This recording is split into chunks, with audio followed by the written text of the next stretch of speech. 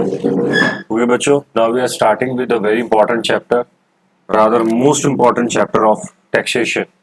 Direct tax का, income tax का सबसे इम्पोर्टेंट चैप्टर है यही, सबसे टफ भी यही है और one of the lengthy chapter है। सैलरी और पीजीबीपी सबसे लंबे चैप्टर होते हैं, सबसे ज्यादा। ठीक है, we are starting with PGBP today. PGBP की फुल फॉर्म है profits and gains from business and profession. So, firstly, I expect no one to miss the class during the chapter. जब तक ये चैप्टर चलेगा face to face class properly attend करें। एक भी class miss हुई, chapter समझ नहीं आया। Okay,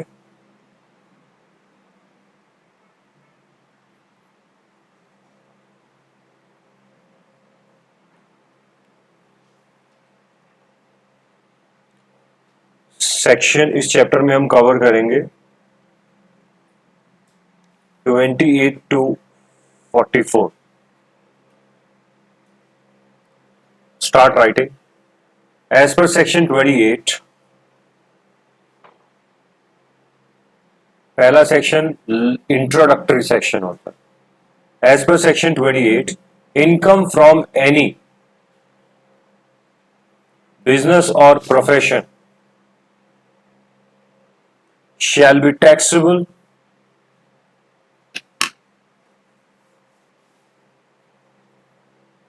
under the head PGBP. Under the head PGBP, and income shall be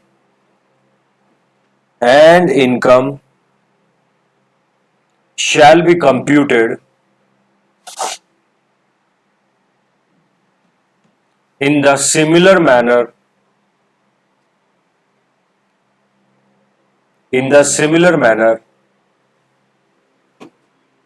as in case of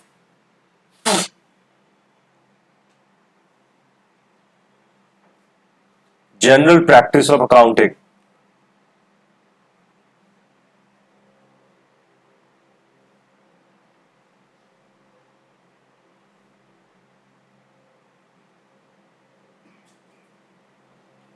general practice of accounting मतलब business या profession से आने वाली इनकम को कहां लिखेंगे आप?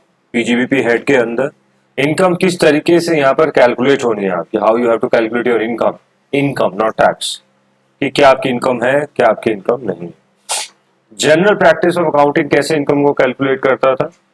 प्रॉफिट एंड लॉस बना के पीएनएल अकाउंट बना था, डेबिट क्रेडिट, डेबिट में खर्चा, क्रेडिट में इनकम। उसी तरीके से यहां बननी है। क्यों? वो जो सीखा हमने वो हमने बिजनेस के पर्सपेक्टिव से सीखा था। बिजनेस क्या कहता था? डेबिट खर्चे, क्रेडिट इनकम, यही कहता था।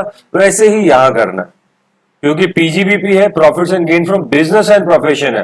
तो पहले आप अपने बिजनेस का इनकम में से खर्चे माइनस करके नेट प्रॉफिट निकालो, ग्रॉस प्रॉफिट में से नेट प्रॉफिट निकाल लो, जनरल प्रैक्टिस ऑफ अकाउंटिंग की तरह। जनरल प्रैक्टिस ऑफ अकाउंटिंग का मतलब अकाउंटिंग में जो रूल्स होते हैं, गोल्डन रूल्स, उनके बेस पे निकालना है आप।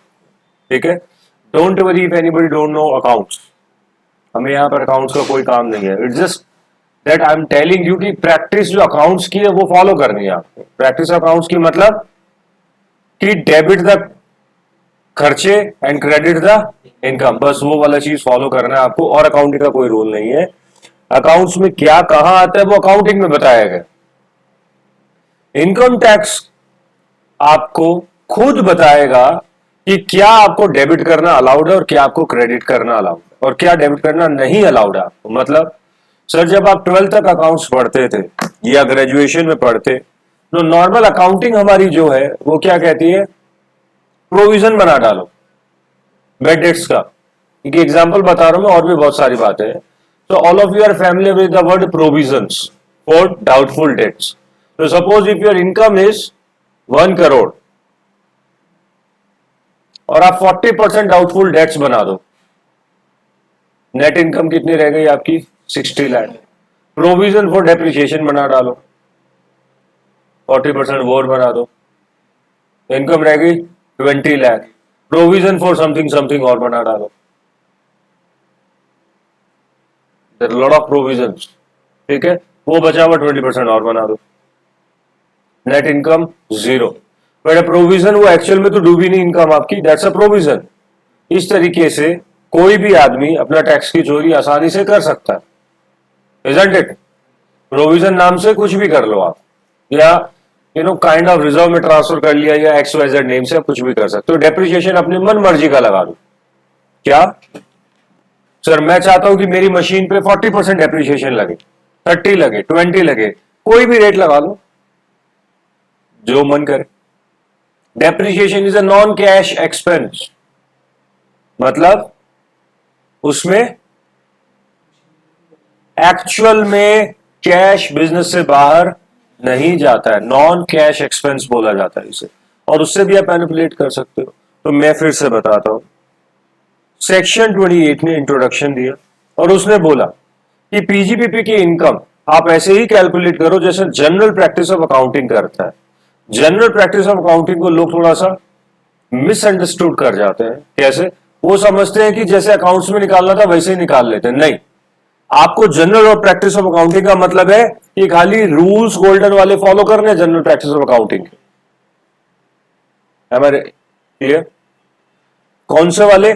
खर्चे डेबिट करना, इनकम क्रेडिट, एसेट्स को बैलेंस शीट में ले जाओ, लायबिलिटी को बैलेंस शीट में ले जाओ, अक्रूवल प्रिंसिपल्स एक्सेट्रा, बस वो फॉलो कर रहे हैं। मतलब सर आइटम्स मैं बताऊंगा आपको कौन सी आइटम डेबिट करनी है, कौन से खर्चे डेबिट अलाउड है और कौन से खर्चे डेबिट अलाउड नहीं है, वो मैं बताऊंगा।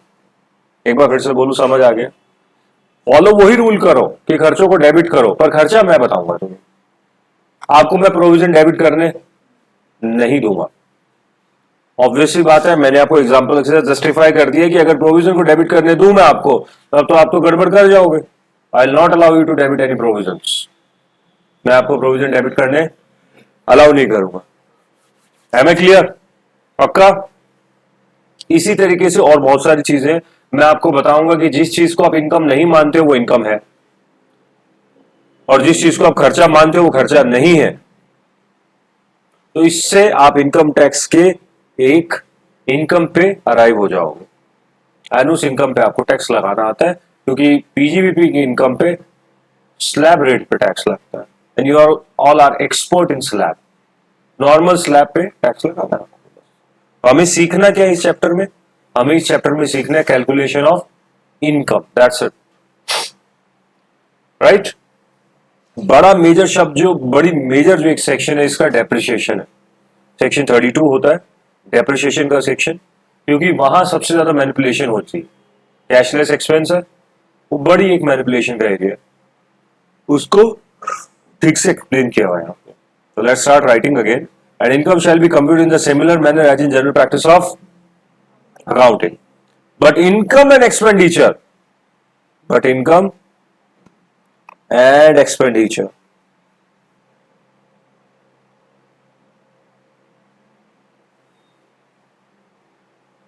shall be such as are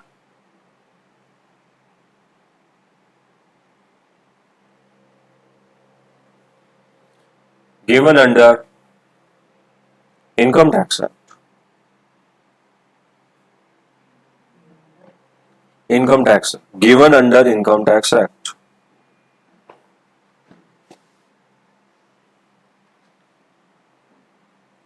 ठीक है? And such income expenditure are given below. Start writing.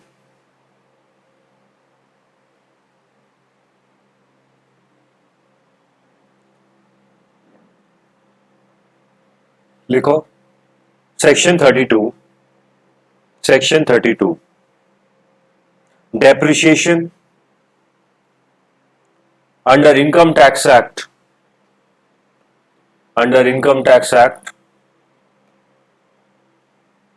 is allowed on the basis of WDV,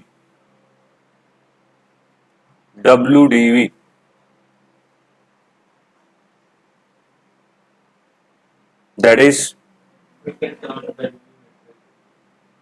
is SLM, straight line method, is not applicable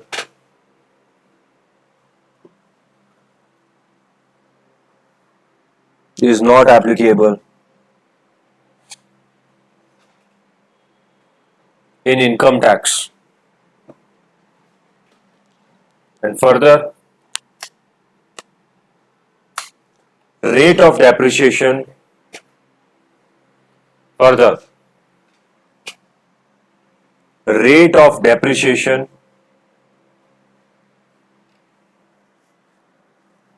shall be as given below.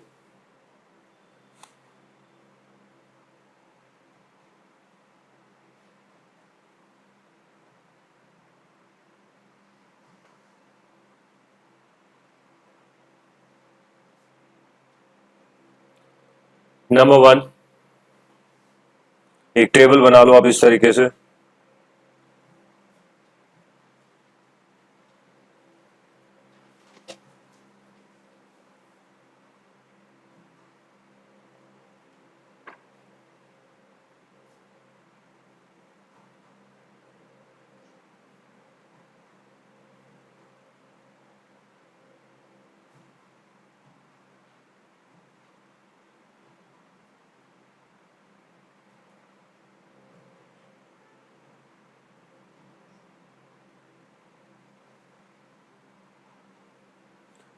Number one, residential building except hotel and boarding house.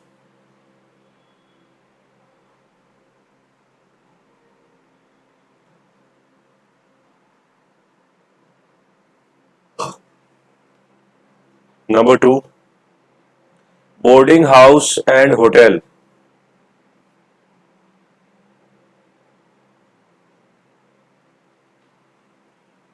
number three,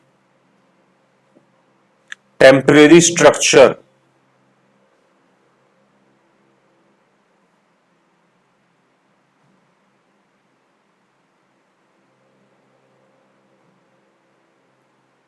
basically मैं इसको commercial building बोल रहा हूं।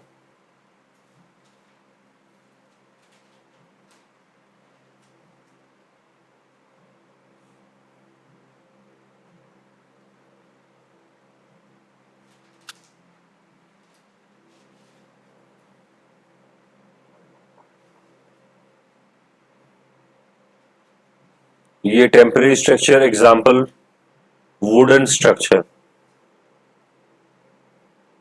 कई बार आपने देखा होगा construction की साइट पे साइड में एक छोटा सा मजदूर के या ठेकेदार के रहने के लिए एक mud house, wooden house type का बना हुआ होता, टेम्परेरी टाइप का, ये वो है।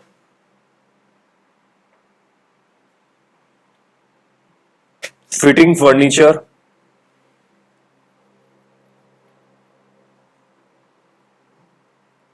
including electronic fittings,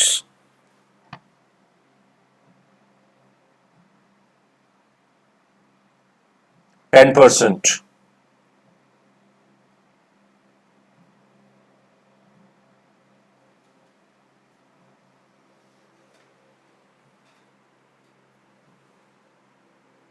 plant and machinery में क्या क्या होता है वो लिख लो। प्लांट एंड मशीनरी में, प्लांट एंड मशीनरी हेड के अंदर number one motor car, motor car plant and machinery में आएगी। मोटर कार,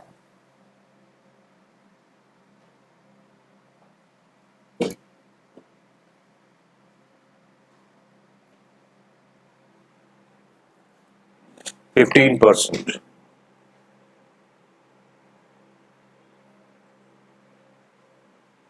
ये मोटर कार में इंक्लूड क्या नहीं होता लिख लो। excluding those used in business of running them on hire, भाड़े पे चलने वाली मोटर कार, वो इसमें 15% पे नहीं। नंबर 2 प्लांट एंड मशीनरी में motor car,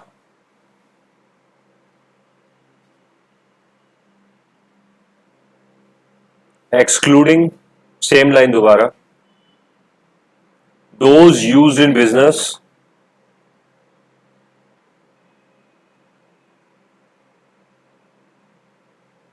of running them on hire,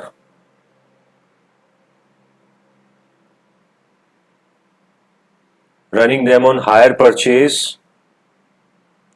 एक अमेंडमेंट थी इसलिए दोबारा लिखवाया ये। आपने लिखा है सेकंड लाइन सेकंड पॉइंट में दोबारा motor car excluding those use in the business of hire purchase on or after 23rd August 2019,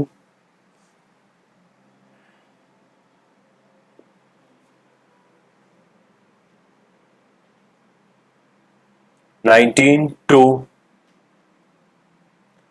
1st April 2020। But before 1st April लिखना है, यहां पर 2 नहीं लिखना है। Before 1st April 2020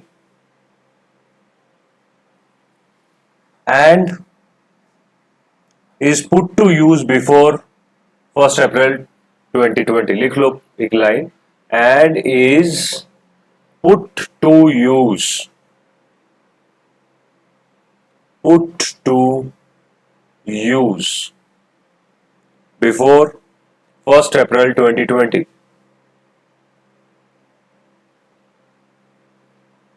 30%।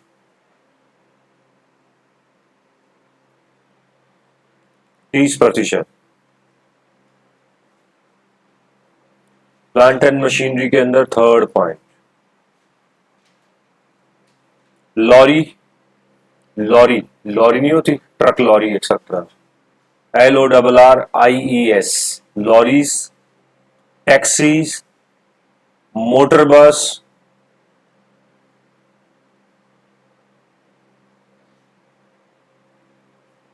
used in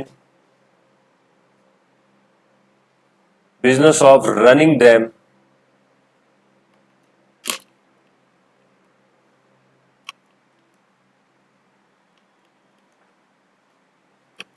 on hire, 30%।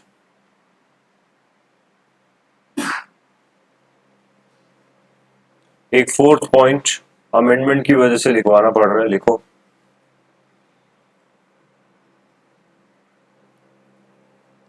इसी को ही कंटिन्यू कर लो, चाहे लॉरी वाले को ही, हायर बेसिस वाले को।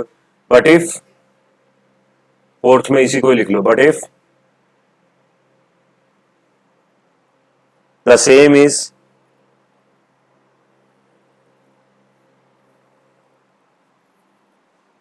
used for running them on hire purchase on or after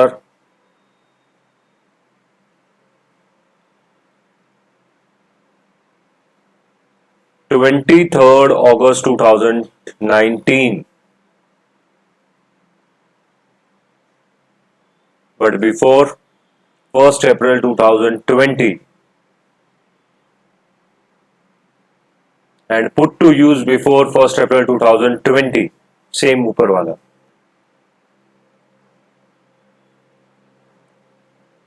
ऊपर लिखा 23rd August 2019 but before 1st April 2020 and put to use before 1st April 2020। Rate would be 45%। इस पे नहीं आएगा आपको क्वेश्चन, बैक डेट पे चला गया ये, बट बताना जरूरी है क्योंकि बुक्स में मिलेंगे आपको। Clear? Next, plant and machinery में एक और चीज आ जाती है, computer and computer software.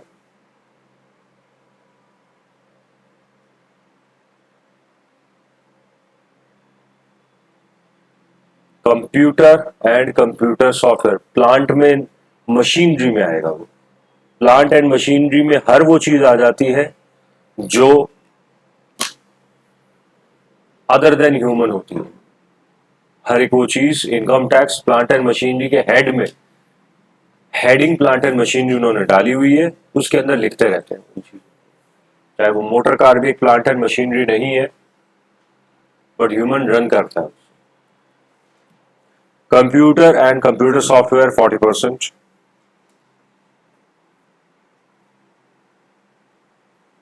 Next, books owned by assessee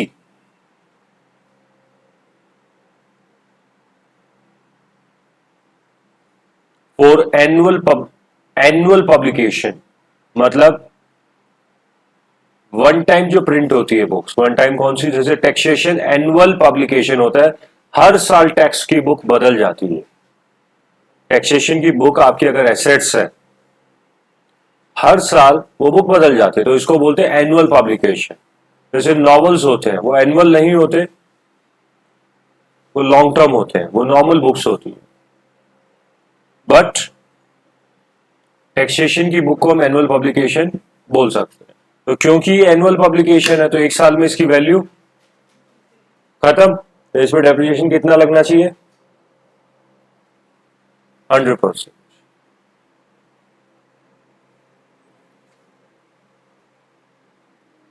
next, books other than about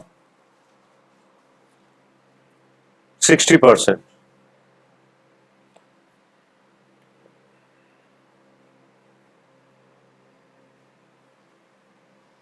books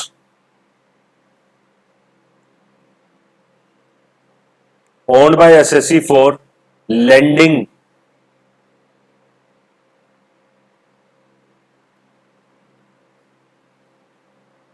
और लाइब्रेरी।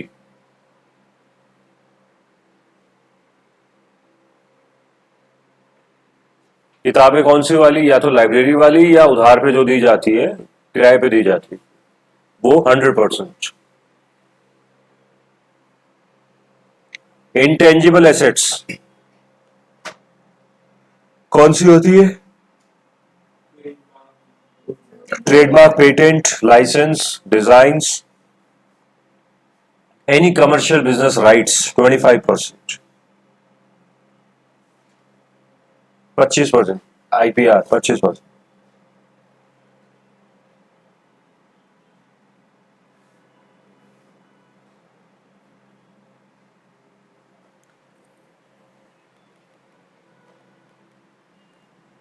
तो मैं एक बार फिर से दोबारा से पूछता हूं आपसे, अगर आपको याद हो गए हो तो आप बता दीजिए।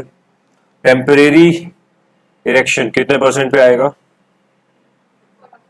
Electric fittings 10%।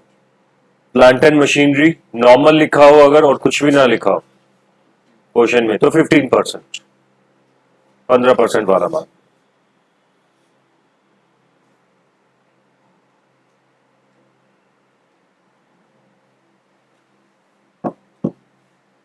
हायर परचेज वाली मोटर कार, किराए वाली motor car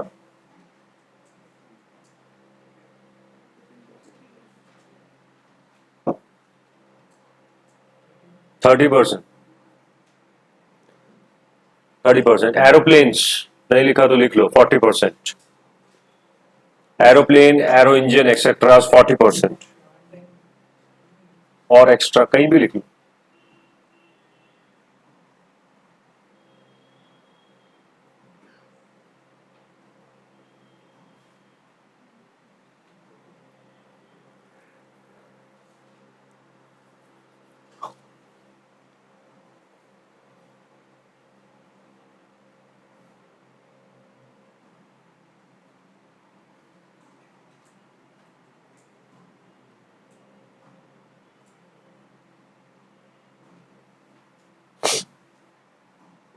pollution control equipments 40%,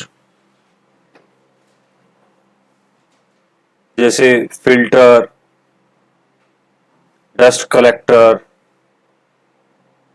water pollution control equipments, etcetera.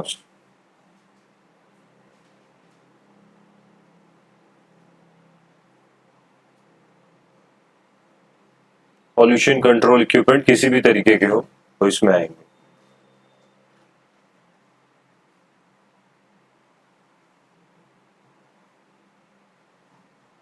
कोई सवाल है यहां तक तो पूछो। कंप्यूटर कितने पे आएगा?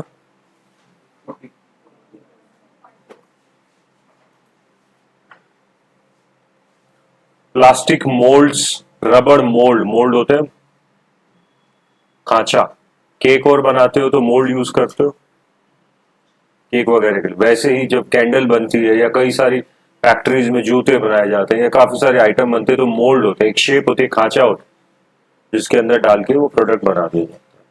तो मोल्ड होता है वो कितने परसेंट पे जाएगा? 15 पे। कारण?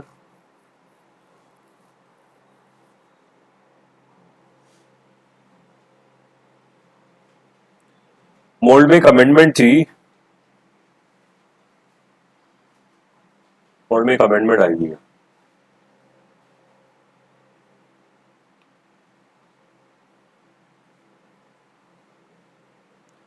Rubber mould, plastic mould etcetera जितने भी 30% पे जाए। प्लास्टिक रबर मोल्ड तो फैक्ट्रीज में यूज होते हो 30% पे जाए।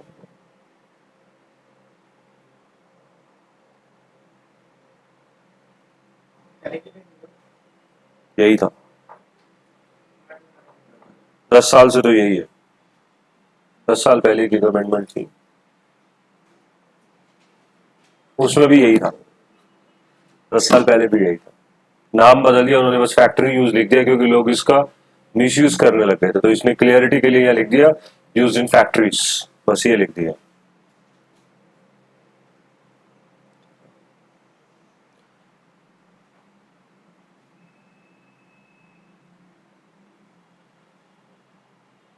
आपके लिए एग्जाम के लिए इतने इंपॉर्टेंट है।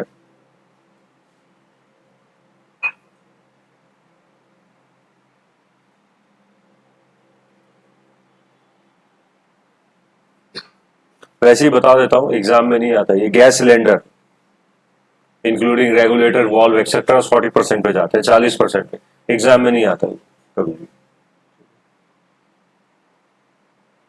Mineral oil glass manufacturing concern 40% पे जाता है। सोलर पंप्स 40% पे जाता है, 40% पे। एग्जाम में नहीं आएगा।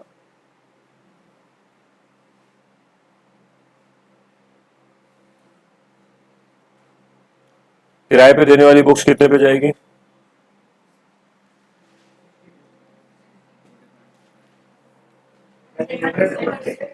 किराए पे देने वाली बुक्स, लेंडिंग वाली बुक्स, लाइब्रेरी वाली या एसएससी की ओन्ड है और वो लेंडिंग कर रहा है?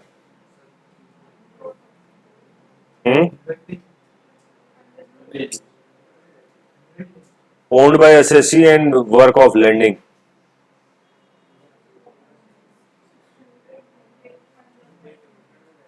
लाइब्रेरी। चलिए आगे बढ़े।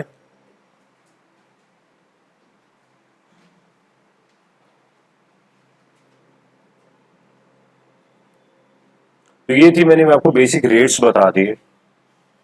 These are the rates, how to calculate WDV method से आपको डेप्रिसिएशन लगा। Right now we are starting with provisions of the chapter related to section 32 के प्रोविजंस देखते हैं। ये प्रोविजन का पार्ट ही था। ठीक है, देखिए अब तक जो हम अकाउंटिंग करते आते थे उसके अंदर डेप्रिसिएशन कैसे लगाया जाता था कि 10% की रेट है, एसेट्स की वैल्यू 10 लाख है, डेप्रिसिएशन आपका 1 लाख, फिर 9 लाख, फिर 90,000, फिर 8 लाख 10,000, फिर 81,000, ऐसे करते रहते थे। डब्ल्यूडीबी ये होता था। राइट, आपने वो एसेट्स कब परचेज की उससे कोई फर्क नहीं। लोग क्या करने लग गए, मिसयूज लोग करने लगे कि वो 31 मार्च को एसेट्स को खरीदते और 1 अप्रैल को वापस बेच देते, या झूठी बिलिंग करने लग गए। जिससे कि क्या होता, उनको 1 करोड़ के ऊपर 10 लाख रुपए या 15 लाख रुपए का डेबिट करने को पीएनएल में इजीली मिल जाता। 15 लाख को डेबिट करने का मतलब है कि 15 लाख की इनकम कम हो गई आपकी indirectly, if you can understand what I am saying. 15 lakh debit का मतलब 15 लाख की इनडायरेक्टली इनकम कम हो गई और खर्चा नहीं लगा, क्योंकि डेप्रिसिएशन में कोई खर्चा। और 15 लाख का टैक्स कंपनी के लिए कितना मायने रखता है वो आपको पता है, 4.5 लाख से नियर अबाउट टैक्स आ गया, राइट। 4.5 लाख रुपए टैक्स की चोरी सिंगल डे में हो जाती, लगभग 5-1 लाख रुपए का फायदा हो रहेगा, तो झूठी बिलिंग भी हो सकती है। तो गवर्नमेंट ने इसके ऊपर इस प्रोविजन को प्रॉपर यूज करवाने के लिए एक वर्ड बोला कि हम एसेट्स को अकाउंटिंग की तरह यूज के लिए हिसाब से आपको डेप्रिसिएशन नहीं देंगे। हम ये कहेंगे आपको, अगर आपने एसेट्स को एक्सेस में लिखवाऊंगा अभी आपको 180 दिन यूज किया पूरे साल में, तो आपको हम जो एक्चुअल रेट हमने बताई है उसका half of the rate depreciation claim करने को देंगे। और अगर आपने 180 डेज से ऊपर यूज किया तो आप पूरा डेप्रिसिएशन ले लो। आपने 181 कर लिया तो पूरा लो, क्योंकि आप जेन्युइन पर्सन हो। 181 का मतलब ऑलमोस्ट आपने जेन्युइन यूज के लिए लिया है, ये नहीं कि जैन फेब मार्च में डेप्रिसिएशन क्लेम करने के लिए ले लिया। आपको पता है सबसे ज्यादा गाड़ियों की बिक्री जैन फेब मार्च में होती है। जो लोग प्रॉपर अकाउंटिंग को सोच के खरीदते हैं, रीजन मीन वो उस साल में डेप्रिसिएशन क्लेम करना चाहते हैं। ऐसा नहीं कि आपकी 4 लाख रुपए की ऑल्टो, वो नहीं कह रहा हूं, क्योंकि ना तो आप उस पर क्लेम करते हो ना कोई खास। मैं उनकी बात कर रहा हूं जो करोड़ों के ट्रक्स खरीद रहे हैं एक साथ, ठीक है, उससे फर्क पड़ता है, उसको भी पड़ता है, सरकार को भी पड़ता है। तो उनके लिए एक रूल बनाया गया, not for the truck everyone. आप अगर एक किताब भी खरीदते हो उसमें भी सेम रूल लगेगा। जो जो डेप्रिसिएशन की रेट जिनकी लिखी हुई है सबके ऊपर सेम रूल चलेगा। क्या रूल है, लिखो, note, if the assessee has purchased any assets, if the assessee has purchased any assets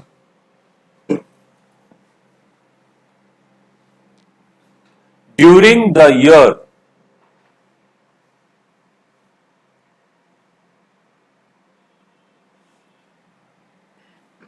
and it was put to use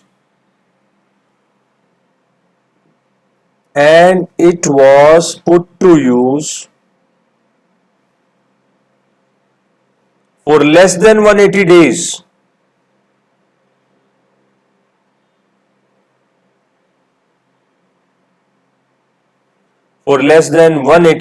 in this case depreciation will be allowed at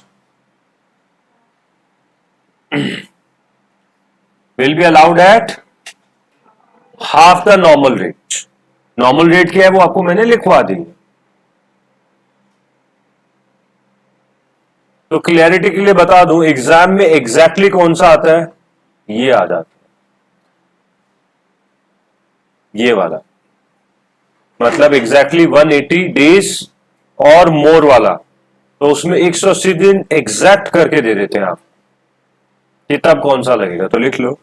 but if the asset is use for 180 days or more, मतलब 180 दिन या इससे ज्यादा, but if the asset is use for 180 days or more, depreciation will be allowed at full rate.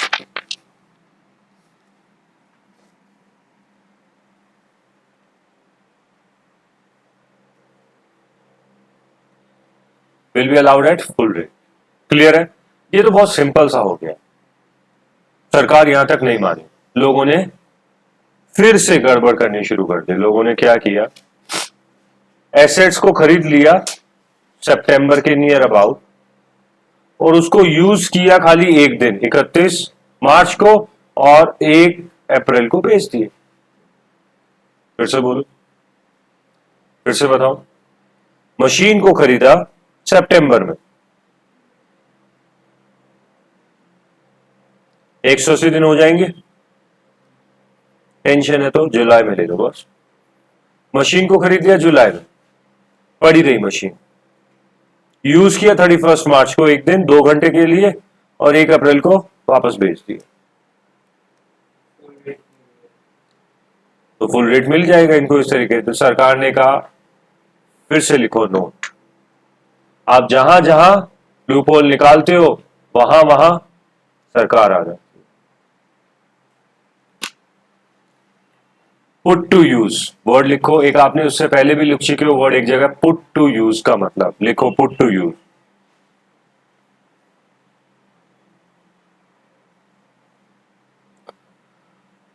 इससे पहले भी कई और पड़ा हुआ है। सरकार ने जब कहा कि नहीं सर एसेट्स को यूज के लिए लगाओ, तो उन्होंने फैक्ट्री में जाके मशीन को लगा के छोड़ दिया, काम नहीं है सर, यूज क्या करें। सरकार फिर आई, सरकार ने कहा पुट टू यूज का मतलब ये नहीं है कि मशीन को आप सजा के फैक्ट्री में रख दो, उसका यूज, उसका मतलब है एक्चुअल यूज होनी चाहिए वो। तो मैं आपको फाइनल वाला ही लिखवाता हूं, ठीक है। Put to use does not means bringing the assets in actual use.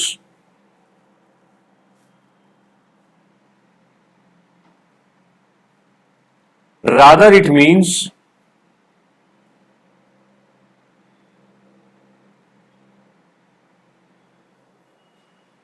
making the assets ready for use.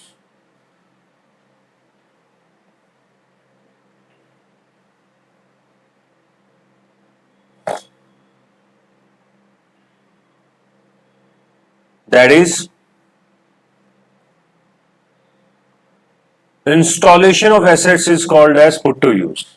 आप इंस्टॉल करके रख दो, काम नहीं है, कोई प्रॉब्लम नहीं। Installation of assets is put to use.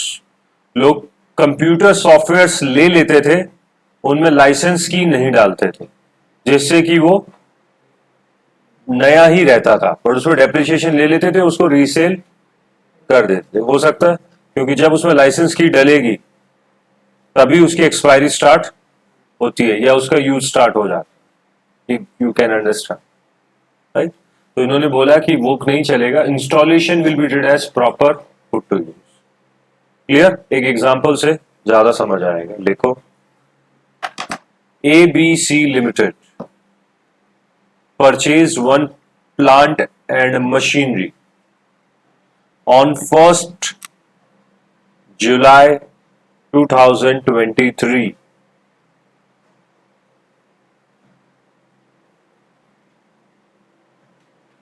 and it was installed on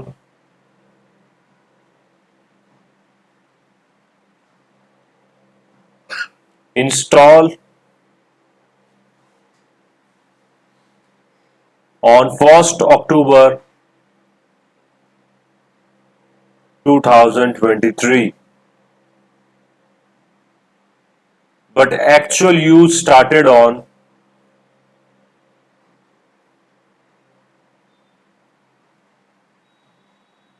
1st March 2023, 2024, 24 आएगा ना, 1st March 2024। Purchase price 40 lakh. Calculate depreciation for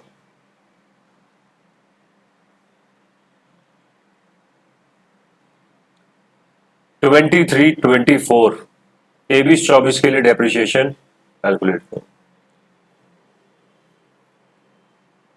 B, question B इसी का ही, question B. But if this plant was installed on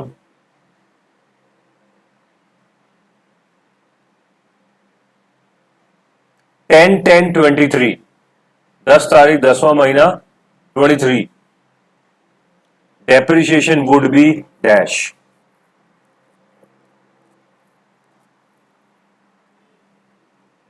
Part C. This plant was not at all put to use.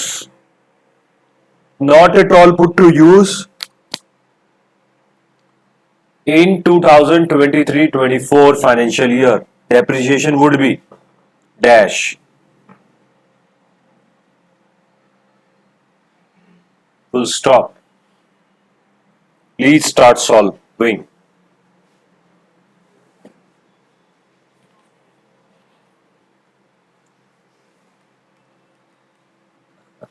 Freeze हो जाता है कई बार। बच्चों पहले क्वेश्चन का आंसर, फर्स्ट क्वेश्चन का आंसर क्या है हमारी? करेक्ट। कॉस्ट कितनी थी? 40 लाख। डेप्रिसिएशन कितना लगना है इसके ऊपर? स्ट्रेट 15%, कोई डाउट नहीं है इसके अंदर। 15% का डेप्रिसिएशन, तो ये 34 लाख, इसका मतलब ये हो गया 6 लाख। फिर से बता देता हूँ, 40 लाख गुणा 15%, easy, right? A B, B क्या है? 10 को यूज, 10 को, इसका मतलब 180 डेज से कम है, तो 40 लाख तो ये है ही है अपना, और 7.5% लग जाएगा इस पे, राइट? 7.5% पूरे साल का कितना हो गया? 3 लाख, तो that will be 37 lakh, right? C, C में थोड़ा सा दिमाग लगाना था कि if the asset is not put to use at all in that particular financial year in which it is purchase, तो क्या रहेगा? डेप्रिसिएशन कितना? Depreciation will not be charge, क्योंकि पुट टू यूज से ही हम डेप्रिसिएशन स्टार्ट करते हैं। So there is no put to use, so depreciation will not be charged. Not be charged. लिखना क्या है? Not be charged in that particular year. Note लिखना है, if the asset has been purchased during a particular year, if the asset has been purchased during a particular year, but it was, if the asset has been purchased during a particular year, but it was put to use in subsequent year, हमारा C part लगभग ऐसा ही है, जिस साल में खरीदा उस साल put to use नहीं किया। If the asset has been purchased in a particular year, but it was put to use in the subsequent year, in this case, depreciation shall be allowed at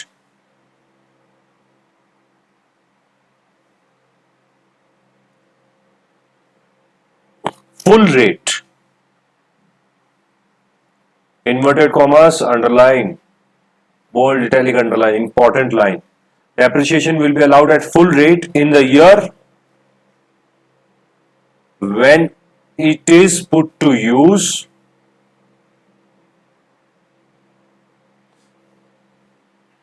irrespective of number of days, irrespective of use of number of days. फिर से बोलूं, in the subsequent year, in this case, depreciation will be allowed at full rate in the year when it is put to use irrespective of number of days, that is, concept of 180 days will not be applicable here. फिर से बताऊं, concept of 180 days will not be applicable। मतलब क्या हुआ इसका? Sir, आपने एक assets को एक पर्टिकुलर फाइनेंशियल ईयर में खरीदा, बट आपने उसको पुट टू यूज नहीं किया। नेक्स्ट फाइनेंशियल ईयर में आपने उस एसेट्स को सिंगल डे यूज किया खाली, तो उस पर डेप्रिसिएशन किस रेट पे लगेगा? Full rate. आपने इस फाइनेंशियल ईयर खरीदा, यूज नहीं किया, आपने इसको नेक्स्ट फाइनेंशियल ईयर भी यूज में नहीं डाला, 2-3 साल कोरोना आ गया, पीछे कोरोना आया था, बहुत सारे लोगों की हो सकता है जिस दिन लॉकडाउन हुआ उस दिन उन्होंने मशीन खरीदी, राइट। अगर उस दिन मैंने खरीदी थी, इनफैक्ट आई रिमेंबर, भाई हमने भी एक मशीन खरीदी थी, ठीक है, machine in the sense AC is a machinery for business पर, तो हमने खरीदा था। एकदम से मोदी जी आ गए, उन्होंने बोल दिया शांत रहिए। वैसे हमने सोचा था कि ठीक है थोड़े दिनों में यूज करना था, मोदी जी ने बोला कि नहीं अभी एक हफ्ते के लिए शायद या 10 दिन के लिए कुछ चुप रहो। लगा ठीक है 10 दिन बाद में यूज कर लेंगे। फिर वो ऐसा चुप करवाया मोदी जी ने, 2-3 साल वो पड़ा रहा, कुछ नहीं। सो पुट टू यू, और हो सकता है मेरी तरह बहुत सारे लोगों ने, किसी ने फैक्ट्री में मशीन खरीदी, किसी ने गाड़ी खरीदी, तो वो पुट टू यूज नहीं हो पाई। जिस साल खरीदा उस साल नहीं हुई, और अगर उसके अगले साल हो गई तो उस साल फुल। सवाल आपके दिमाग में कि जिस साल खरीदा उस साल नहीं हुई, उसके अगले साल भी नहीं हुई, और उसके अगले साल हमने उसको एक दिन के लिए यूज कर लिया, तो क्या होगा? वर्ड क्या लिखा है? Law. If you do not put to use the assets in the year in which you purchase and in subsequent year, मैंने ये नहीं लिखा अगला साल, नेक्स्ट ईयर वर्ड नहीं है, वर्ड क्या है? सब्सिक्वेंट। सब्सिक्वेंट क्या हो सकता है? कभी भी हो सकता है। And in the subsequent whenever it is put to use, उस साल उसमें नंबर ऑफ डेज का कॉन्सेप्ट नहीं चलेगा, आपको फुल रेट ऑफ डेप्रिसिएशन मिल जाएगा। Am I clear? एग्जाम्पल कर लेते हैं इसका। Machinery bought in the financial year 2021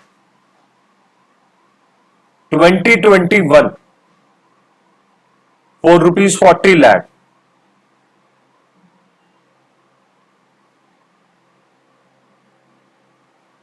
but put to use was on 31st March 2022। वैसे तो इस दिन भी लॉकडाउन था। 31 मार्च 2022। Now you have to tell me whether what would be the rate of depreciation in which year। दोनों सालों में, दो फाइनेंशियल ईयर हो गए, 2021, 21-22। रेट ऑफ डेप्रिसिएशन बताइए, और डेप्रिसिएशन बताइए इस साल में कितना लगे। 21-22 में हाफ, क्योंकि 180 डेज से। Very intelligent.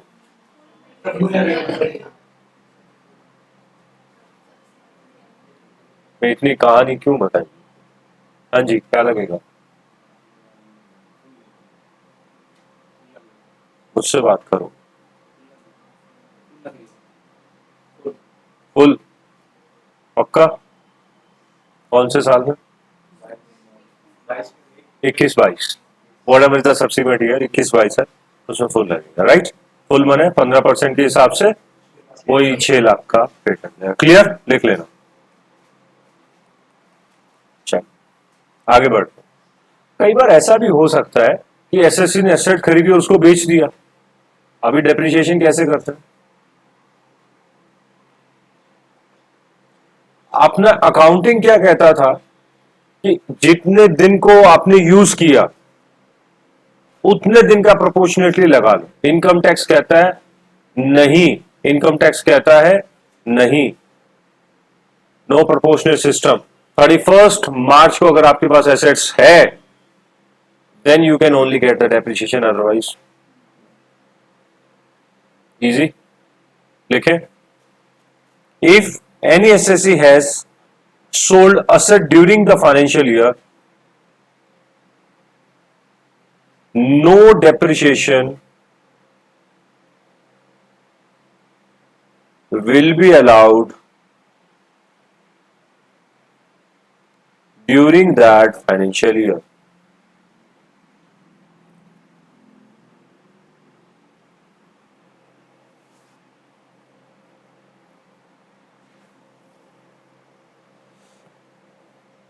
ABC Limited has one plant and machinery on 1st April 2023, WDV 30 lakh। 1st अप्रैल 23 को है 30 लाख, 30 लाख का। sold on 30th March 2024. Depreciation for 23-24 shall be as follows. बताएं क्या है? 30 मार्च 2024 को बेच दिया, डेप्रिसिएशन बताइए 23-24 का क्या लगेगा? Half, no depreciation. Very good, because 31 March को. Clear enough. चलिए अब हम आगे बढ़ रहे हैं कॉन्सेप्ट की तरफ. वो हाफ एन आवर कॉन्सेप्ट चलेगा हमारा. थोड़ा सा डिफिकल्ट है, ट्रिकी है, जिसमें मैं आपको 3 नोट लिखवाऊंगा. पहला इजी है, सेकंड थोड़ा ज्यादा टफ है, थर्ड उससे भी ज्यादा टफ है. तो मेंटली क्लास में आ जाओ. कुछ डाउट है तो पहले पूछ लो. हम ब्लॉक ऑफ एसेट्स का एक मैकेनिज्म होता है, ब्लॉक ऑफ एसेट्स सिस्टम होता है, वो करेंगे. यहां तक आप 2 मिनट लगा के पढ़ लो, then we will move further. वो थोड़ा सा टफ रहता है हमेशा. नेक्स्ट टॉपिक लिखिए, block of assets. Block of assets. If any SSE has more than one asset, if any SSE has more than one assets,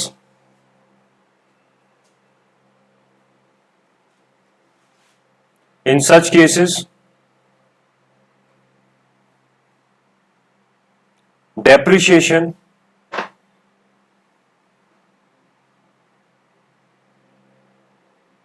shall be allowed on the basis of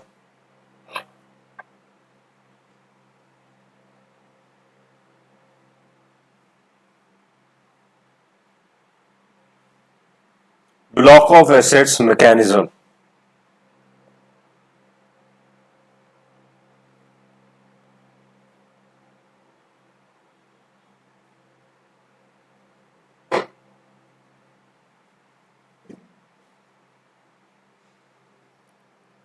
That is grouping of similar type of assets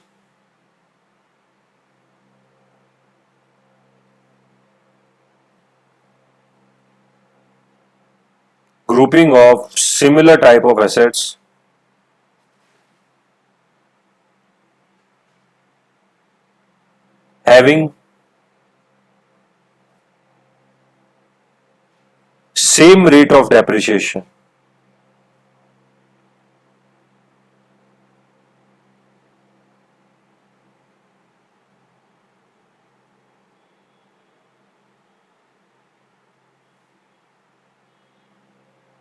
And the depreciation will be computed in a manner given below.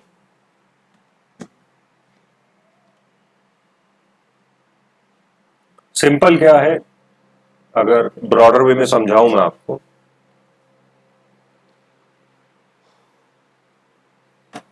कि आपके पास 10 लाख की plus 20 lakh की 2 assets है, दोनों पे ही 10% का rate लगना है. तो आपके पास ऑप्शन नंबर 1, इस पे 10 पे अलग लगा लो, 20 पे अलग लगा लो. कितना बना?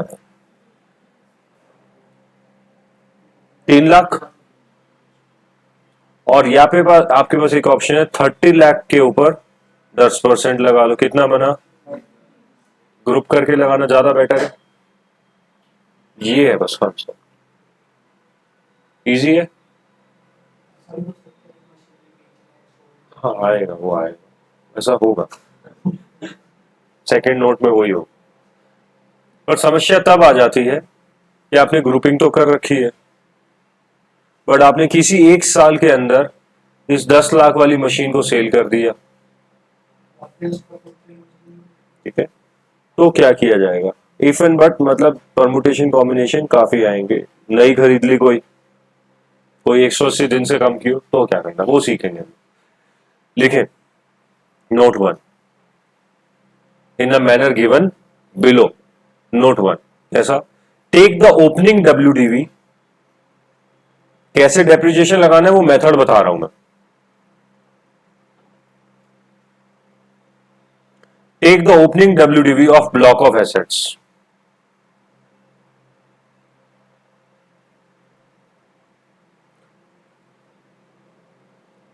पूरे ब्लॉक की ओपनिंग WDV ले, पिछले साल से जो कितनी आई, then add purchases in the block during the particular year.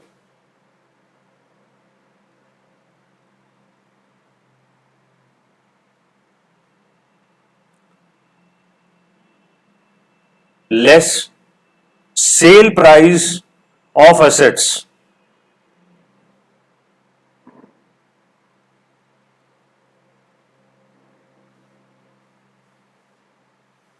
Bracket में लिखो, in case of insurance claim,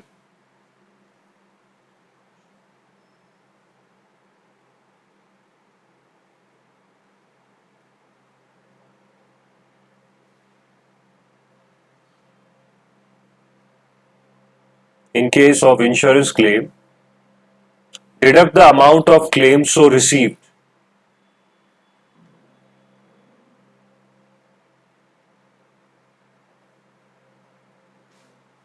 And the last, deduct scrap value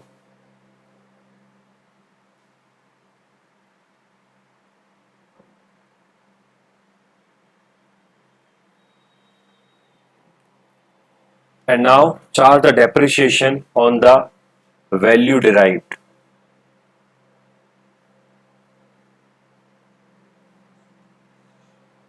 Easy? First note तो इजी है.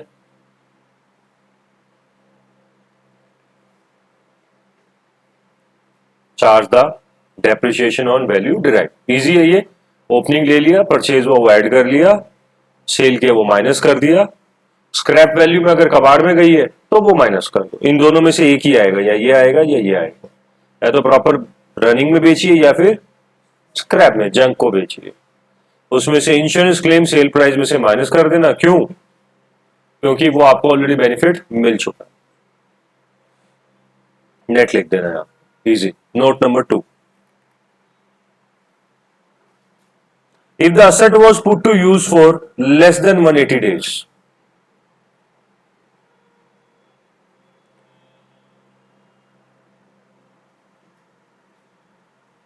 कोई पर्टिकुलर एसेट है जो 180 दिन से कम यूज हुई है, तो क्या करना? If the asset was put to use for less than 180 days, then depreciation shall be allowed at half of the normal rate.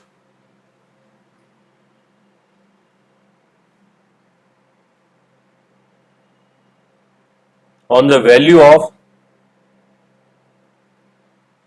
that particular asset only,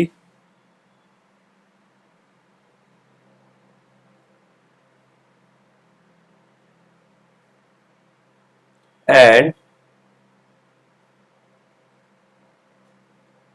at a full rate on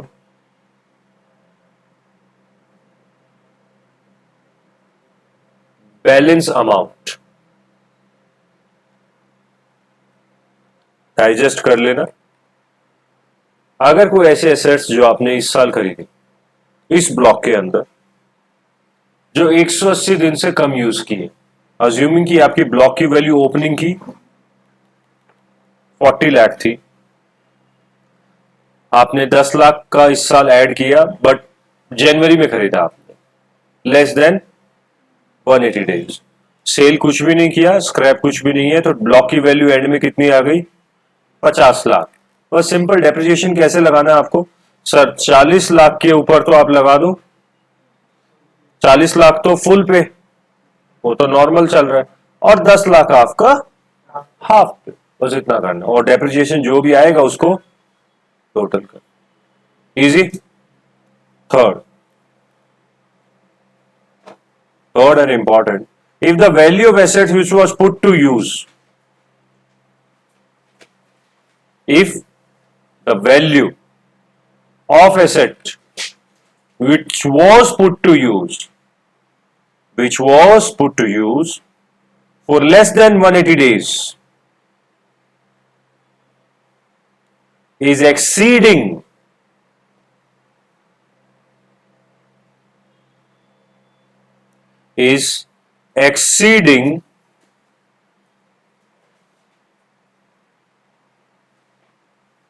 the value of entire block of assets.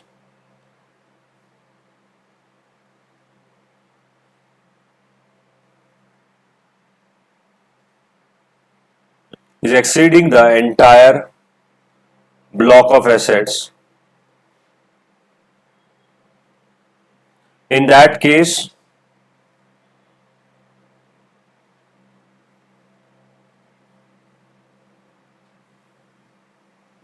depreciation shall be allowed at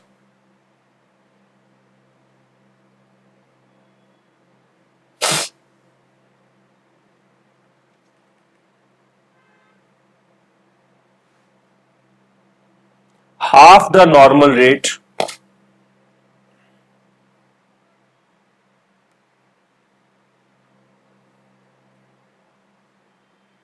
of the normal rate on entire value of the block of assets. Entire value of the block of asset. आपने लिखा है कि sir देखो, आपने लिखा है कि sir आपकी ओपनिंग WDV जो थी, पुरानी एसेट्स ब्लॉक जो आ रहा था, उसकी वैल्यू और जो आपकी 180 दिन से कम एसेट्स, कम दिन वाली एसेट्स है, उसकी वैल्यू में ज्यादा वैल्यू 180 दिन से कम वाली एसेट्स की हो सकता है। फिर से बताओ, आपकी ब्लॉक की पूरे की वैल्यू से ज्यादा वैल्यू उस एसेट्स की है जो 180 दिन से कम यूज हुई है, तो क्या करें? तो आप पूरे ब्लॉक की वैल्यू पे हाफ रेट लगा दो, इतना बोले। देखो, अगर हमारी ओपनिंग WDV 10 लाख थी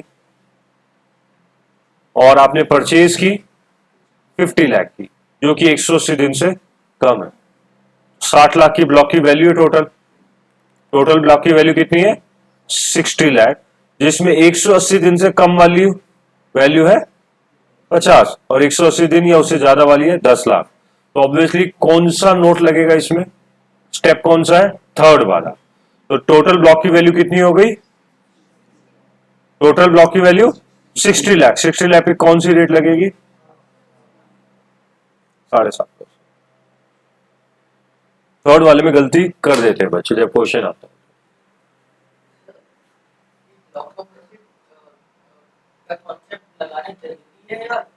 नहीं नहीं, छोड़ सकते हो क्वेश्चन। तो अलग अलग दिखाने में फायदा होता है ना। 10 लाख में तो बिल्कुल मिल जाएगी। जब मैं उसकी बात पहुंचाने जाऊंगा ना सरकार के पास, उसकी भी जाना है मुझे, 2-3 बातें हो गई है उसकी भी, मैं उस समय आपकी भी बात जो है साथ में चलेंगे, पहुंचा के आएंगे सरकार के पास हम। ठीक है, आपकी बातें लिख लेना, कौन कौन सी सरकार को पहुंचानी है, 2-3 है, आप वाले भी साथ में चलेंगे। मतलब कंसेप्ट टफ है तो सर हटा देते हैं क्या?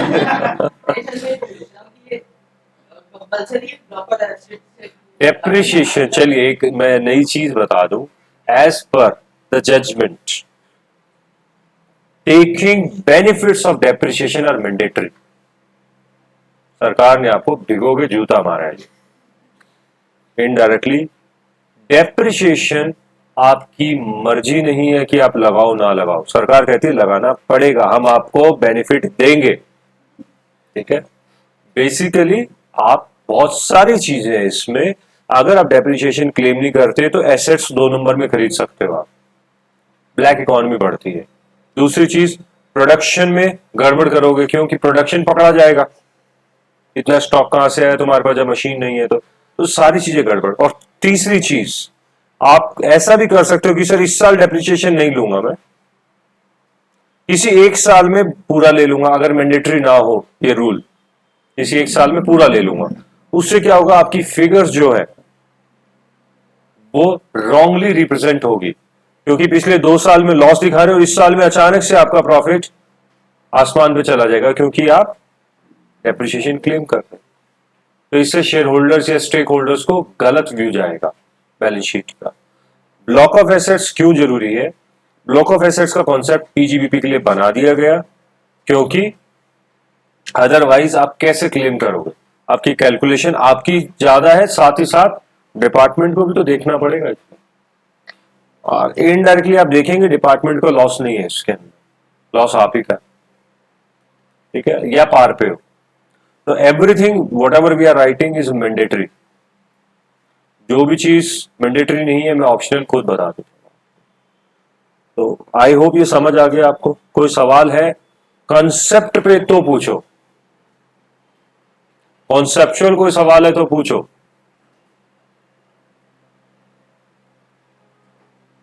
तीनों टॉपिक समझ आ गए तो एक क्वेश्चन लिखो।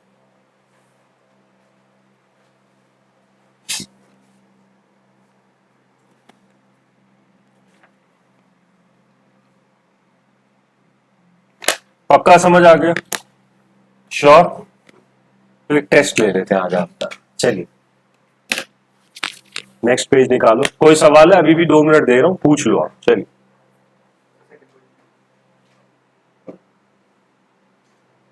चलो लिखो question.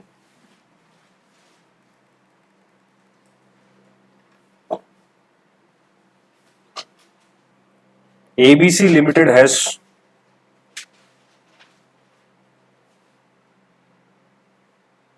ABC Limited has plant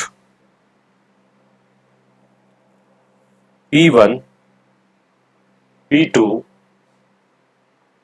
P3 as on 1st April 2023 with a WDV of 70 lakh, 70 lakh.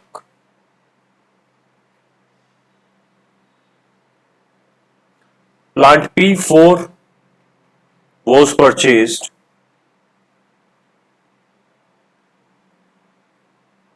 on 1st July 2023 and put to use on same day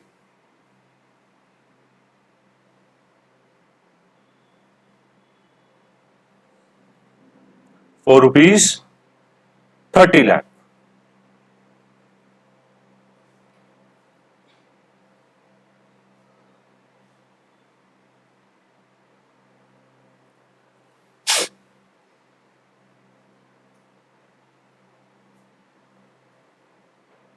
Plant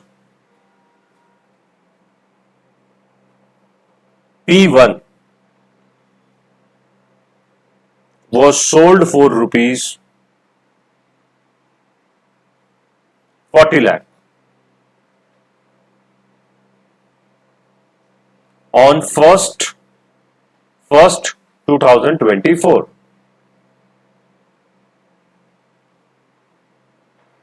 Full stop. Compute the depreciation. What's the period? First 2024.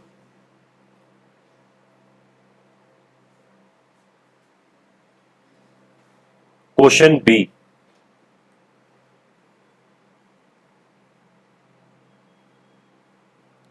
Assume plant P4 was purchased on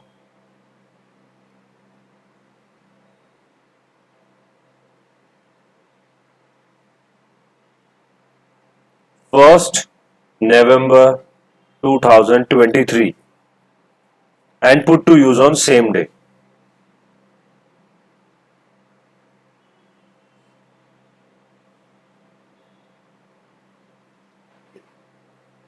Question C. Presume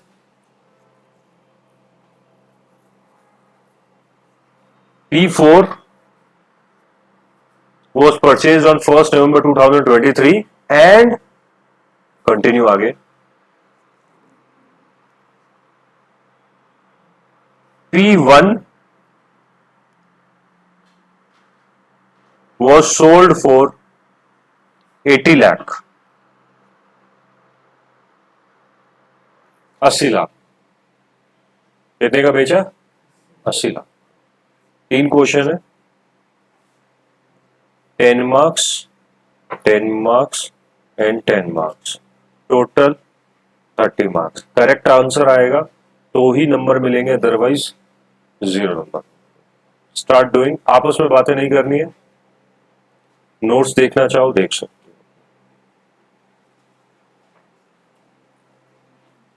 5 minutes you have. C part के अंदर plant sale की date 1 जनवरी 2024 ही है।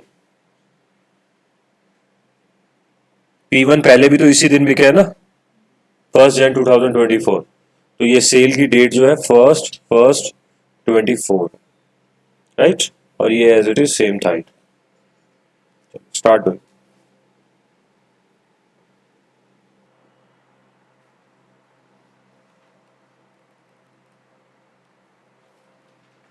ये question solution देख लीजिए, हो गया होगा बाय का।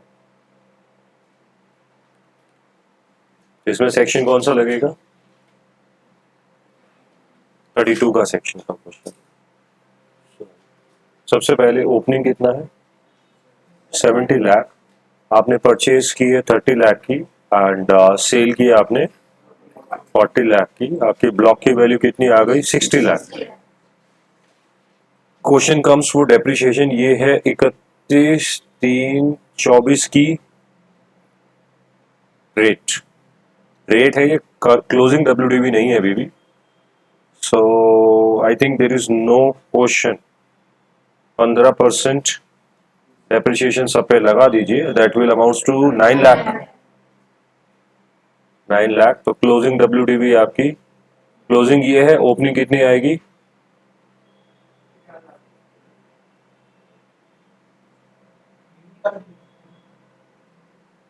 निकाल लो, ठीक है, नेक्स्ट टाइम से निकाल लो, बेटर। क्लियर? ओपनिंग कितनी आ गई?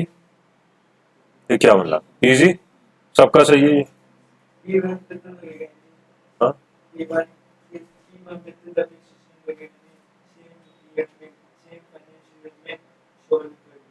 कहाँ सेल हुआ?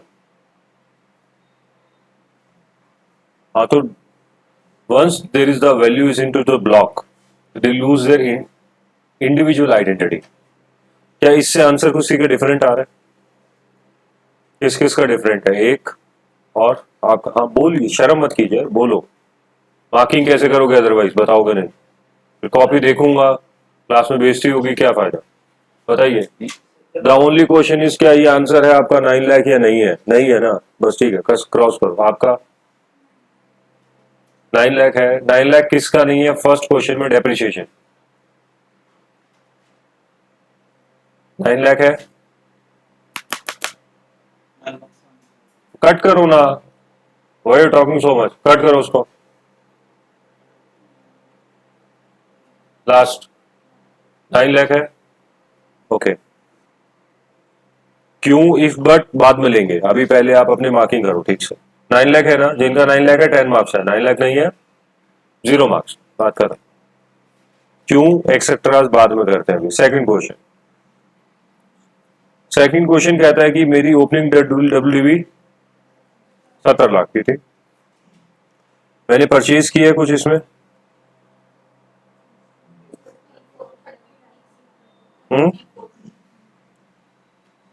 30 लाख माइनस 40 लाख, यही है, सेम फिगर दो, डेट चेंज है बस। ये हो गया मेरा 60 लाख। अब इसका डेप्रिसिएशन देखना था मुझे, कैसे लगाना है 60 लाख। इस 60 लाख के अंदर दो चीजें इंक्लूड है, कौन सी? सर एक तो परचेज है 30 लाख की न्यू, और बचा हुआ कितना है पुराने में से? 30 लाख बचा रहा बेटा, 30 बचेगा ना, 30 लाख। टोटल 60 में से 30 लाख तो नया है, बाकी बैलेंस वर्ड है। स्टेप्स जब देखें उसमें लिखा गया वर्ड बैलेंस, उसमें ये नहीं लिखा कोई फिगर या कोई भी कि पहले परचेज, उसमें लिखा है 180 डेज से कम वाला और उसके अलावा जो भी बैलेंस बचा उस पर। तो ये हमने 30 लाख वाला कब खरीदा? तो ये हो गया 180 डेज से कम के लिए, तो इस पे लगा दीजिए आप कितना सिंपल क्वेश्चन देखो, 7.5 लाख और बैलेंस पे फुल। स्टेप कौन सा लगाया आपने? Second step. इजी, कारण पता चल गया क्यों लगा सेकंड स्टेप, क्यों? अच्छा, एक बच्चे ने सवाल पूछ ही लिया था इसके ऊपर, खैर 30-30 इक्वल हो जाए तो क्या होगा, ठीक है, तो मैंने अभी आपको समझाया ही था। बेटा कितना आ गया ये? 2,25,000 और ये आ गया, ये 6 लाख वाले कौन थे? टोटल, टोटल आ गया 6 लाख।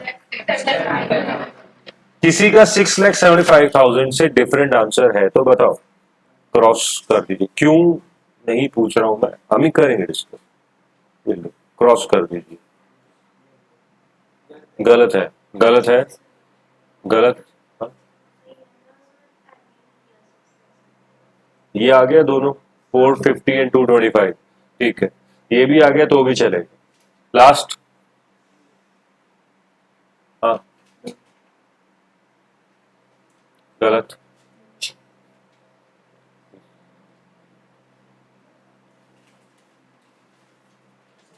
ठीक है, समझ गए क्या करना है? थर्ड की तरफ बढ़ो।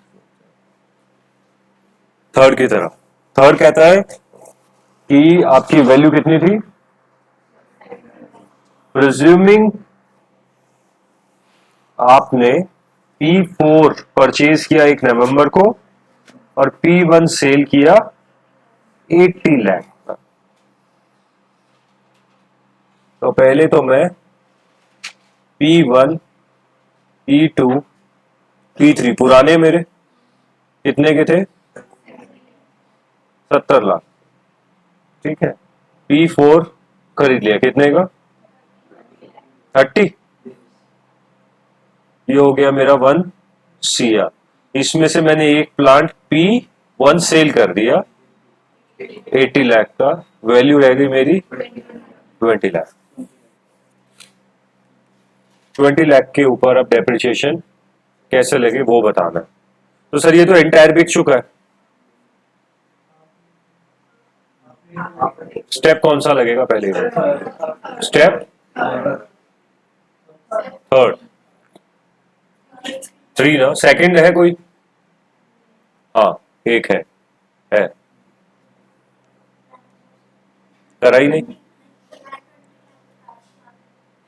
इसके आगे तो कुछ है नहीं। खैर 20 लाख तक स्टेप बाय स्टेप बढ़ो। 20 लाख आ गया, अब हमें ये देखना है कि स्टेप कौन सा लगेगा। आपने कहा स्टेप थर्ड लगेगा, इसका मतलब आपने क्या, आपने मेंटली जो चीज समझी कि न्यू प्लांट जो है वो तो रह गया हमारे पास, अभी पड़ा है, और पुराना एंटायरली बिक गया, right?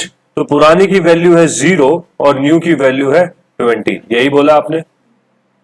And if the value of the plant which is purchased for less than 180 days is higher than the balance block value, in that case step third applicable होगा। स्टेप थर्ड के according कहता है कि पूरे के ऊपर 7.5% के हिसाब से लगा दिया जाए। कितना आ गया? 1,50,000।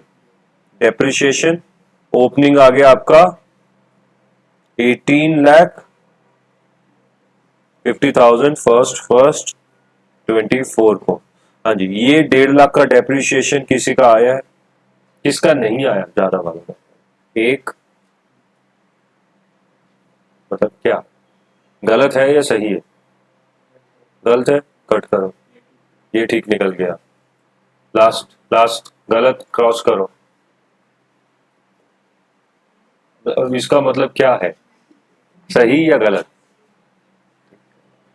कहीं ये हो कि सर हम तो वैसे ही है। हाँ जी, लास्ट गलत गलत गलत गलत, सही, हाँ सही है, यहाँ सारे सही है। थोड़ा कॉन्फिडेंस नहीं आ रहा है मुझे, चेक करूं कॉपीज, सारे सही हो गए आपके। बीच में बोले एक बार भी नहीं कि सर मेरे गलत है।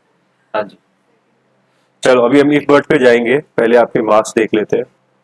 चलिए मार्क्स हो गए सबके। अब मुझे ये बताओ किसको क्या डाउट है, पूछिए। आपके कुछ डाउट से बचो जिनके गलत थे, उनके कुछ डाउट्स तो बताइए। पहले के अंदर फर्स्ट में डाउट पूछो। एग्जांपल आ गया, हो गया डाउट क्लियर। बेटे इधर डाउट था आपका कुछ? फर्स्ट में कोई डाउट है? फर्स्ट में एनीवन? ओके, सेकंड में कोई डाउट किसी का? आपको अभी डाउट है कुछ? ठीक है, थर्ड में कोई डाउट है किसी को? चलो let's proceed further. Okay okay, हाँ जी, ए पार्ट में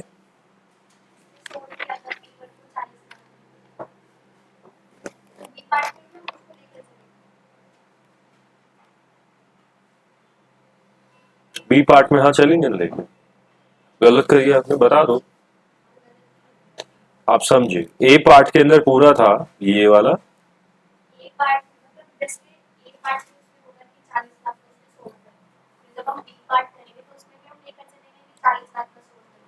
अच्छा आप कह रहे हो ये 40 का सेल हो गया। हाँ तो बी पार्ट में आपको हमने क्या लिखवाया है? बी पार्ट क्या लिखा हुआ?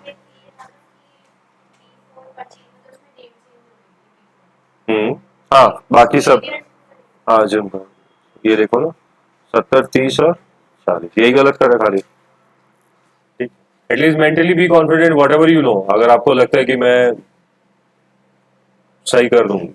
नेक्स्ट क्वेश्चन और है अभी, अभी तो आज फर्स्ट क्लास है पीजीवीपी की, is a long way to cross, so there will be multiple test every day, almost every day or every alternate class we will try to take in taxation के हम हर class में लेते रहे, तो be up to date, आपको बहुत सारे chance मिलेंगे, हो सकता है आज ही दूसरा मिल जाए। चलो आगे बढ़ते हैं। तो इसी पैटर्न में करना 10 नंबर के अंदर।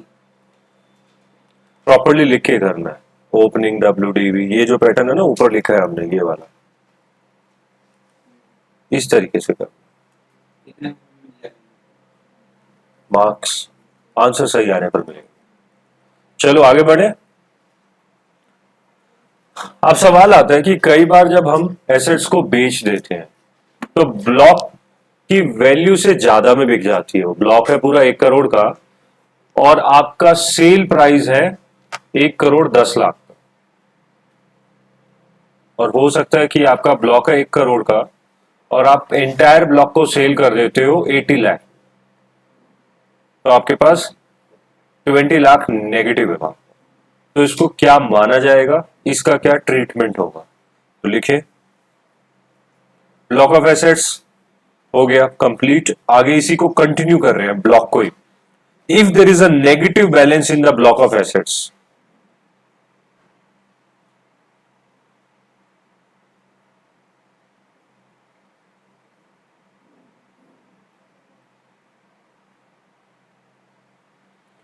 इट देर इज अ, सामने लिखा हुआ है, it will be considered as a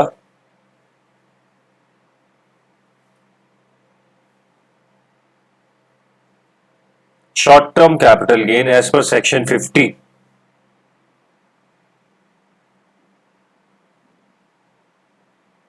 and no depreciation is allowed, and no depreciation is allowed further, full stop. Next line, rather WDV of remaining assets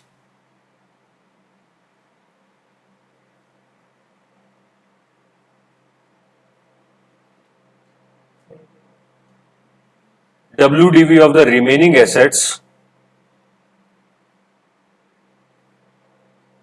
in the next year opening shall be taken as nil.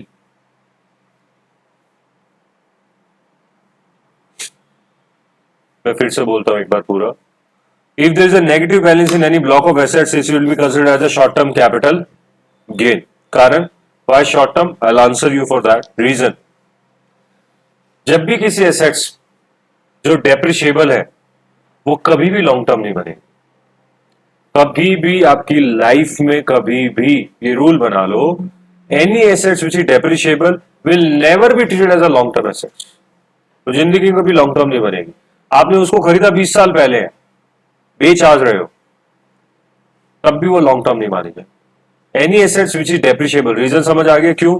क्योंकि जब हम depreciation लगाते हैं उस पर तो हर साल उसकी WDV निकाल लेते हैं, तो करंट रेट आ जाती है उसकी, मतलब आज की रेट। तो हर 12 महीनों में अगर उसकी नई रेट आई है ओपनिंग की, on the 1st April of every year हम उसकी नई रेट निकाल के बैलेंस शीट में लिख देते हैं, इजंट इट? तो वो नई बन गई, फिर से आज की करंट रेट आ गई है उसकी, तो है कि नहीं? तो करंट रेट आने की वजह से उस एसेट्स को कभी भी जब सेल किया जाएगा तो लॉन्ग टर्म नहीं मानी जाएगी। समझ आया कारण क्यों नहीं मानी जाएगी? क्योंकि वो हर साल उसकी लेटेस्ट रेट लिख दी जाती है market. Any assets which is depreciation will never be wrong. कोई भी ऐसे एसेट्स है जो डेप्रिशिएबल है, आपके पीजीबीपी के एसेट्स पर डेप्रिशिएशन लगता है, घरों की चीजों पे नहीं लगता। आप डेप्रिशिएशन किस पे क्लेम कर सकते हो? खाली पीजीबीपी में ना, बाकी तो नहीं कर सकते आप, right? So any assets which is depreciable उसके ऊपर कभी भी लॉन्ग टर्म नहीं आएगा, राइट? आप शेयर्स खरीदते हो, क्या लॉन्ग टर्म हो सकते हैं? बिल्कुल हो सकते हैं, राइट? M I clear? कोई सवाल? पक्का? ओके। आपने लिखा है कि if any assets, if there is a negative balance in the block. Negative balance कैसे आ सकता है? नेगेटिव बैलेंस कैसे आएगा? -20 कब आएगा ब्लॉक में? जब सेल प्राइस ज्यादा का हुआ हो। मतलब आपकी वैल्यू किसी चीज की 1 CR है और आपने उसको 1.10 CR में बेच दिया। मेरी इसकी लागत जो है, मेरी आज की वैल्यू इसकी 1 करोड़ है और मैंने इसको 1 करोड़ 10 लाख में आपको बेच दिया। इनडायरेक्टली मुझे 10 लाख रुपए का प्रॉफिट हुआ है 10 लाख का प्रॉफिट हुआ है। अब इस प्रॉफिट को क्या नाम दूं मैं? क्योंकि मेरी ब्लॉक के अंदर जो है वो फिक्स एसेट्स है। क्या बिक रही है ब्लॉक में? एसेट्स। माल, गुड्स तो नहीं बेच रहा मैं, एसेट्स बिकी है, तो वो मेरा कौन सा होगा? Capital gain. अब सवाल आया कि लॉन्ग टर्म होगा या शॉर्ट टर्म होगा, तो हमारा थंब रूल क्या कहता है? Depreciable assets shall always be short term. तो एसटीसी, ये नेगेटिव बैलेंस है। तो if there is a negative balance, वो हमारा क्या है? प्रॉफिट है। नेगेटिव बैलेंस ये जनरली क्यों देरी से समझ आता है, प्रॉब्लम क्या आती है? क्योंकि नेगेटिव हमेशा हमारे दिमाग में क्या होता है? लॉस। बट अगर ब्लॉक के अंदर नेगेटिव वैल्यू, एग्जांपल से समझ सकते हो आप, नेगेटिव वैल्यू प्रॉफिट है। कैसे? आपकी वैल्यू एसेट्स की 1 करोड़, बेचा उसको 1 करोड़ 10 लाख में, तो माइनस करते थे ना, opening minus cell. Opening minus cell करते थे, तो ओपनिंग माइनस सेल, तो इसको माइनस करने पर क्या आ गया? Negative value in the block. हाँ जी, क्लियर? कितना हो गया बच्चों? 10 लाख माइनस। माइनस मतलब गेन। कौन सा गेन है? एसेट्स बेचने पर कैपिटल गेन। और कौन से टाइप का कैपिटल गेन? कोई सवाल है यहां तक? पूछ लो। चलो आगे बढ़ते हैं। मैं एक टेस्ट और ले लूंगा आपका, क्योंकि कुछ बच्चे निराश हैं, हताश भी, क्योंकि उनको आते हुए उनके क्वेश्चंस गलत हो गए। तो मैं चाहता हूं ये जो गलती है आप यहीं कर लो। फाइनल एग्जाम में ये जो छोटी, और सही बताओ, हम ये छोटी छोटी गलतियां ही फाइनल एग्जाम में जब एग्जाम करने जाते हैं ना, उस दिन की छोटी छोटी गलतियों की वजह से भी हमारे बहुत नंबर कटते हैं। तो learn from your mistake, whatever mistake you have committed in the class, learn from that, don't do the same thing there in the exam. That's a called practice. अच्छी प्रैक्टिस करो अपनी, तो एक और करनी है, जिससे कि आप अपनी जो गलतियां हैं उनको मत दोहराइए एंड बी हैप्पी, राइट? जिनके पहले अच्छे नंबर थे, अभी दोबारा लेके और कॉन्फिडेंट हो जाओ, क्योंकि नहीं तो क्या लगेगा, तुक्के से आए हुए। पॉसिबिलिटी है ना, ठीक है? अब्दुल कलाम की एक फेमस कोट है, वो कहते हैं कि you know, don't stop after your first success. If you fail in your second attempt, people will raise finger on your first attempt that it was just by the chance, even if that was out of your hard work. तो पहले वाला अगर hard work भी है और second वाला अगर आप हार्ड वर्क के बाद भी फेल होते हो या ओवर कॉन्फिडेंट की वजह से, तो वो ये बोल जाएगा कि वो तुक्के से आएंगे, and I would be the first person to say you this thing. ठीक है, तो do the hard work in the second, और फिर से प्रूव करो अपने आप को। Next, depreciation. अच्छा, आगे की लाइन है, consider STCG as per section 50, क्योंकि कैपिटल पीजीबीपी के सेक्शन कितने तक है? 44 तक। उसके बाद में कैपिटल गेन स्टार्ट हो जाता है। सीक्वेंस बन जाएगा आपका धीरे धीरे, अब सारे चैप्टर होंगे ना, तो मैं सारे चैप्टर के बीच में आपको लिखवाते आ रहा हूं, तो एंड ऑफ द डे आपका सीक्वेंस बन जाएगा। कहां से स्टार्ट हुआ है ये? 28 से। 28 से पहले क्या है? तक कौन है? House property. हाउस प्रॉपर्टी खत्म हुआ, पीजीबीपी स्टार्ट हो गया 44। पीजीबीपी खत्म हुआ और कैपिटल गेन स्टार्ट हो जाता है। ठीक है, तो वो sequence end of the day, बीच बीच में 80 वाले भी हो गए आपके, टीडीएस वाले भी और सारे ना, तो एंड ऑफ द डे आपको पूरा सीक्वेंस बन जाएगा। टीडीएस हुआ अभी तक नहीं हुआ, will do it after this. Alright, so section 50 के अकॉर्डिंग हमारा कैपिटल गेन बन गया ये, and no depreciation would be allowed. बच्चों, जब फिगर नेगेटिव है इसका मतलब वैल्यू 0 या 0 से कम है, आप उससे कितना भी मल्टीप्लाई कर दो डेप्रिसिएशन 0 ही आएगा। और ऑब्वियसली हम नेगेटिव वैल्यू पे डेप्रिसिएशन क्लेम करते हैं किसी वर्थ पे, किसी वैल्यू पे, तो कॉमन सेंस की बात है, इस पर डेप्रिसिएशन क्लेम नहीं हो। तो सर बैलेंस शीट में, क्योंकि मेरे पास एसेट्स तो है 10 लाख के, अगर मेरे पास एसेट्स है अभी भी तो बैलेंस शीट में तो दिखानी, क्योंकि मेरे पास कुछ एसेट्स पड़ी हुई है कि नहीं, तो उसमें किस वैल्यू पे दिखाऊं मैं उसको? तो आप पूरी वैल्यू क्लेम उसकी ऑलरेडी कर चुके हो, तो इसकी वैल्यू कितनी दिखानी है आपको? 0। इसको एक एग्जांपल से समझते हैं कि आपके पास ये 4 एसेट्स थी, चारों की value 1 crore, 25 lakh each. Example से समझिए इसको। और आपके पास एक बायर आया, उस बायर ने कहा I would like to purchase your assets. आपने कहा भी मैं एक तो रखूंगा अपने पास, बाकी 3 तुझे दे दूंगा मैं, आई वॉन्ट एटलीस्ट 1। काम किससे करूंगा? मेरा काम बिल्कुल बंद हो जाएगा अदरवाइज। तो आप उससे पूछा कितने रुपए लोगे, तो आपने, क्योंकि आपकी सेल के मन नहीं था, आपने कहा मैं इसके 1 करोड़ रुपए लेना चाहूंगा, मैं इन तीनों के 1 करोड़ लेना चाहूंगा। वो जरूरतमंद था, उसने आपको 1 करोड़ दे दिए। इस इंडिविजुअल तो इनकी कोई वैल्यू है ही नहीं, क्योंकि ब्लॉक है ये। 1 करोड़ का ब्लॉक था, उसमें से आपने ये 3 एसेट्स कितने की सेल कर दी? 1 करोड़ की। तो मतलब आपने 75 लाख वाली चीज कितने में दे दी? 1 करोड़। इसका मतलब -25। या मैं इसको ऐसे भी लिख दूं कि 1 करोड़ की चीज आपने 1 करोड़ में दे दी, बैलेंस आ गया आपका इनडायरेक्टली नील। बट आपके पास एसेट्स तो अभी भी है, एसेट्स तो 3 ही गई है, एक तो वो बॉक्स पड़ा है ना अभी आपके पास, तो बॉक्स बैलेंस शीट में तो दिखेगा आपको, वो प्रोडक्शन भी कर रहा है आपके लिए, बंद तो नहीं हुआ, तो इसकी कुछ तो वैल्यू दिखानी पड़ेगी बैलेंस शीट में। इसकी वैल्यू क्या है? ऑब्वियसली ब्लॉक की वैल्यू माइनस करने के बाद जो आई, कितनी? नील। फिर से रिपीट कर दूं एक बार। आपके पास ये 4 मशीन है, इनकी वर्थ है 1 करोड़ रुपए। मैं आपके पास खरीदने के लिए आया कि मुझे आप अपनी 3 मशीन दे दो, कितने की दोगे?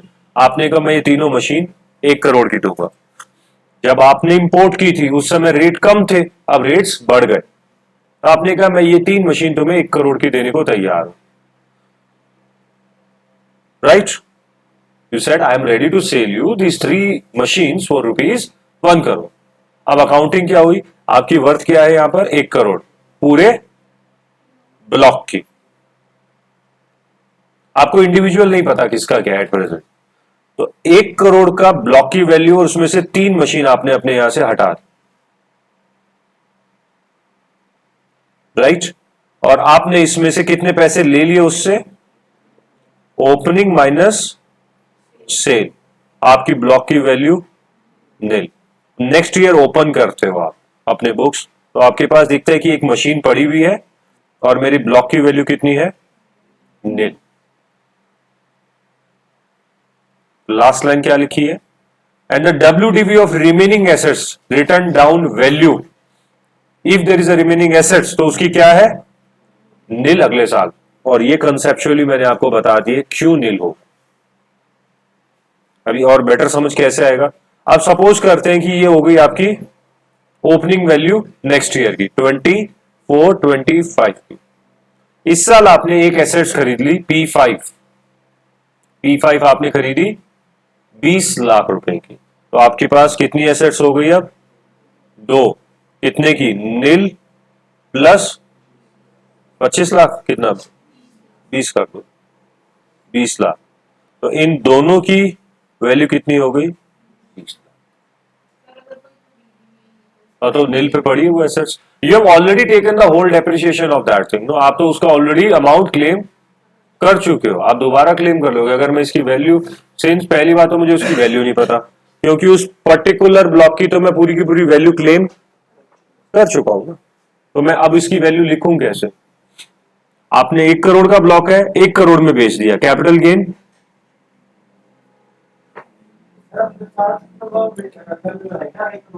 हाँ जी, हाँ, 4 चीज नहीं है, आपने 4 ईंट लगा के एक मकान बना दिया, मिक्स हो गई, इंडिविजुअल वैल्यू लगा सकते हो अब इनकी आप, नहीं ना, इन चारों की वैल्यू 1 करोड़ है, आपने इसमें से 3 हटा दी, आपके पास एक ही बची हुई है, 1 करोड़ की 1 करोड़ में बेच दिया आपने, वो आपको प्रॉफिट गेन कुछ हुआ ना, नील हुआ, बट आपके पास अभी भी एक ईंट पड़ी हुई है, इसकी क्या वैल्यू है, आपकी बुक्स में क्या है, अब कुछ भी नहीं है ना, आपकी वैल्यू तो कुछ भी नहीं है, क्योंकि अगर मैं कुछ भी, आप उल्टा अगर मैं कुछ वैल्यू लिख दूं, क्या आप डेप्रिसिएशन क्लेम नहीं करोगे दोबारा इस पे, क्या वो लॉस नहीं है, क्योंकि आप ऑलरेडी इस मशीन का तो पूरा डेप्रिसिएशन ले चुके हो, कुछ नहीं, नील है, इसके ऊपर कैपिटल गेन आएगा बस।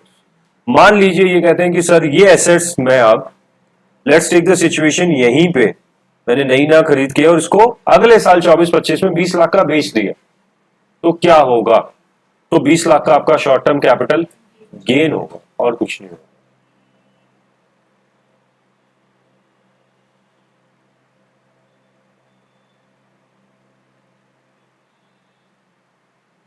समय चाहिए डाइजेस्ट करने के लिए, बड़े आगे, एम आई क्लियर, थोड़ा सा आगे बढ़ जाते हैं, एक एग्जांपल कर लो, मैं समझाता हूं, लिखो।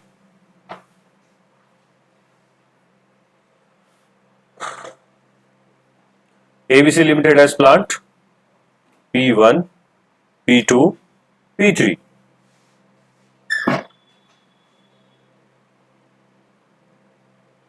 As on 1st April 2023, जिसकी WD है तीनों की कितनी, 70 लाख। कंपनी ने प्लांट P1 को सेल कर दिया, कभी 1 Jan 2024 को, कितने का, 95 लाख।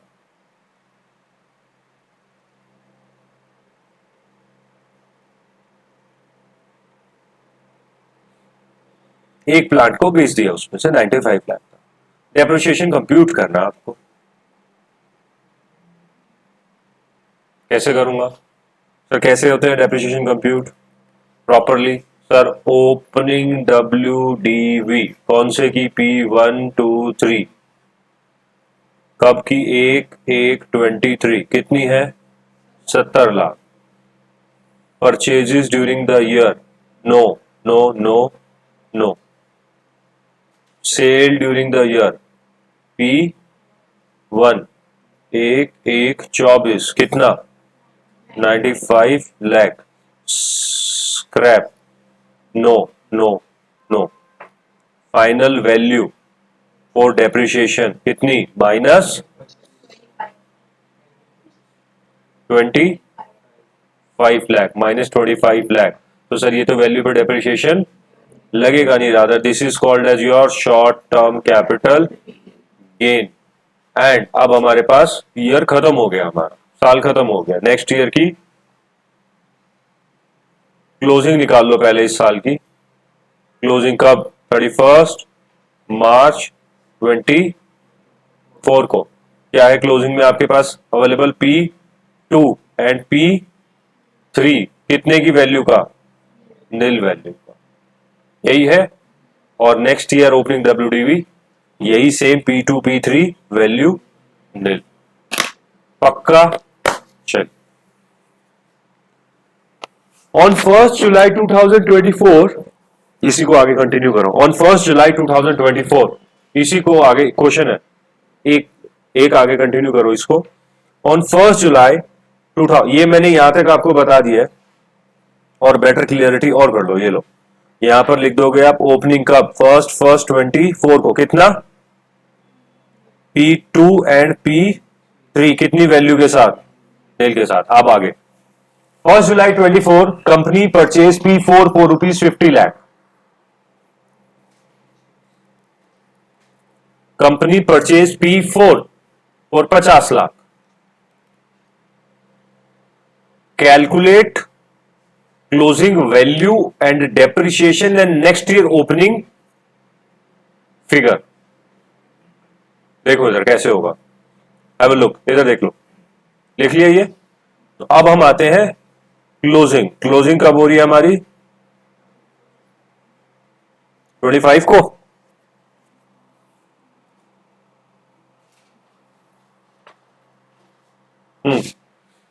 क्लियर? क्लोजिंग कर रहे हैं। क्लोजिंग के में हमारे पास क्या है? P2 P3 एंड कितने के? कैसे? वही ऊपर वाला, opening nil, purchase 50, sale 0, scrap 0, value 50। Same formula लगाया आपने, 50 लाख आ गया। क्लोजिंग के ऊपर क्योंकि वैल्यू है तो डेप्रिसिएशन लगेगा। कब खरीदा आपने? 1 जुलाई को। कौन सा स्टेप लगेगा? 180 दिन से ज्यादा है, कौन सा स्टेप लगेगा?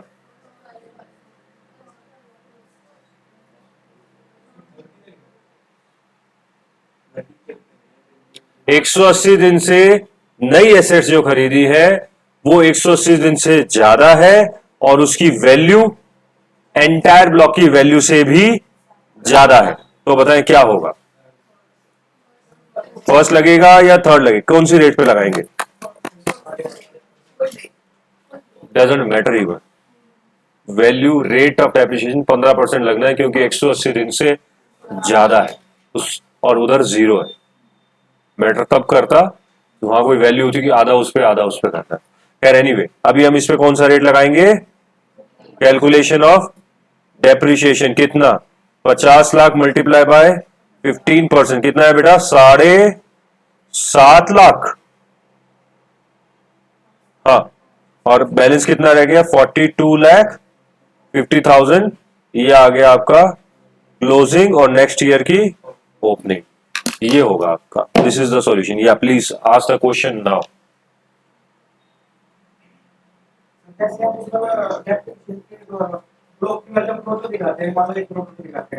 इसी में मान लो ना, इसी को ही करो, इतनी मेहनत आपने क्या इसमें बताओ आप। हमने ब्लॉक की वैल्यू 70 लाख ली हुई है, ठीक है। तो 70 लाख में हमारी सारी वैल्यू तो बिल हो रही है। कैसे? कितने में सेल किया आपने? 75 लाख में, मतलब 95 लाख। ठीक है, ये आ गई नील आपकी, ब्लॉक की वैल्यू नील आ गई, ठीक है।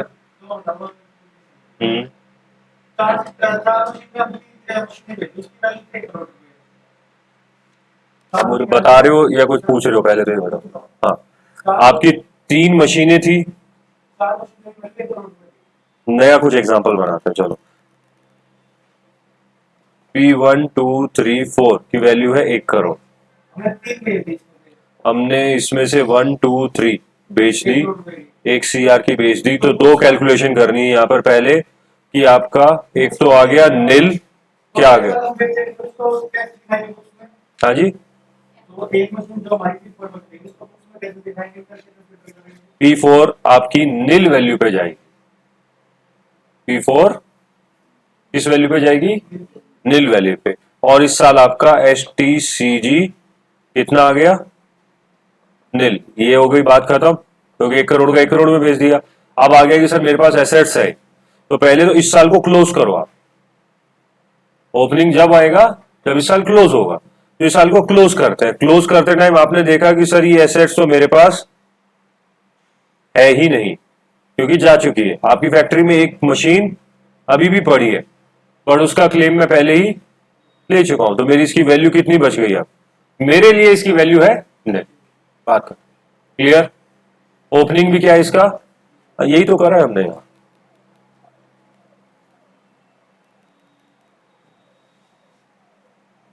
हमने 2 प्लांट बचाए थे P2 P3, वो नील पे। हाँ जी, और बोलिए। बैलेंस शीट में प्लांट, जो बैलेंस प्लांट है आपका वो नील पे आएगा, बाकी तो एसेट्स होंगी। और बिल्कुल करेंगे, जीरो वैल्यू नहीं होती। कैश अकाउंट में अगर बैलेंस नहीं हो तो क्या लिखोगे उसमें? 1 रुपया।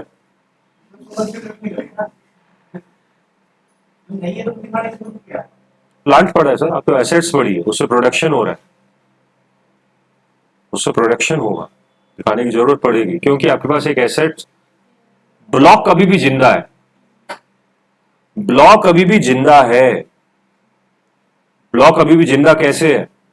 क्योंकि ब्लॉक की अगर एक भी एसेट्स बची हुई है, आप क्या समझ रहे हो? प्रॉब्लम क्या है? आप समझ रहे हो अभी भी इंडिविजुअल आइडेंटिटी उसकी, मैं देख रहा हूं उसको ब्लॉक के अंदर। अगर एक भी एसेट्स ब्लॉक में, तो ब्लॉक जिंदा है अभी भी। उस बॉक्स को आप तभी फेंकोगे जब वो नील हो, खत्म हो जाएगा, उसके अंदर एक प्रोडक्ट पड़ा है अभी, आप फेंक नहीं सकते उसको। तो ब्लॉक अभी भी जिंदा है। वो कौन से वाला? 15% का ब्लॉक अभी भी पड़ा हुआ है आपके पास। नई एसेट्स डाल दो उसमें, ब्लॉक अलाइव है आपका। और बोलिए। इतनी समस्या है नहीं जितना आप इसको गहराइयों में जा रहे हो। जहां जाना था वहां गए नहीं, जाना था थर्ड स्टेप में, वहां नहीं गए। आगे बढ़ो, अभी इसका एक और है, हो सकता है ये हो गया आपका 3 4 हो गए। ब्लॉक के 4 नोट लिखवा दिए मैंने आपको, 1 2 3 4, 5th नोट लिखो।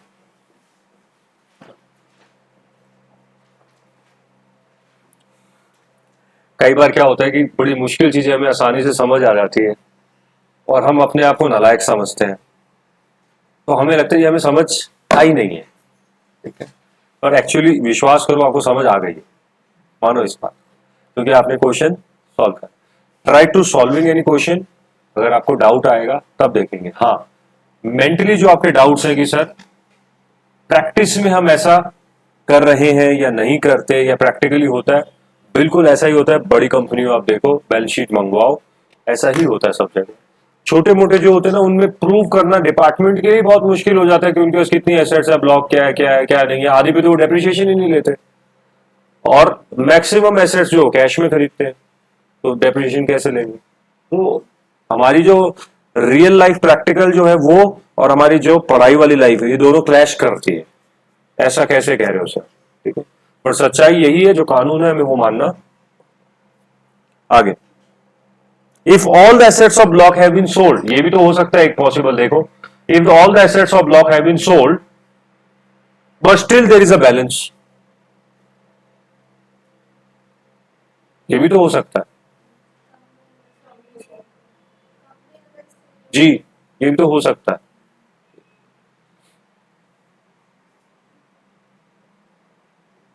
अब ये हो सकता है तो वो भी तो हो ही सकता है। If all the assets of block has been sold but still there is some balance, it is called as STCL, माने होगा शॉर्ट टर्म कैपिटल लॉस। कौन से सेक्शन में? सेक्शन 50 में। And no depreciation will be allowed.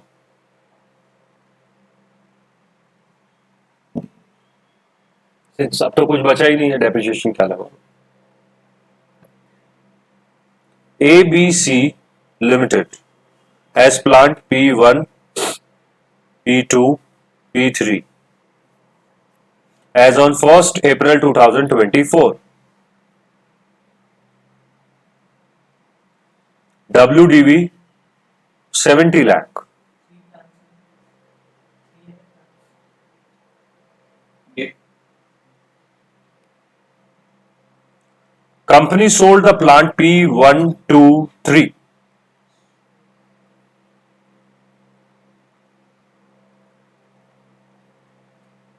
On 1st 2025 for rupees 40 lakh. Tax treatment shall be as follows.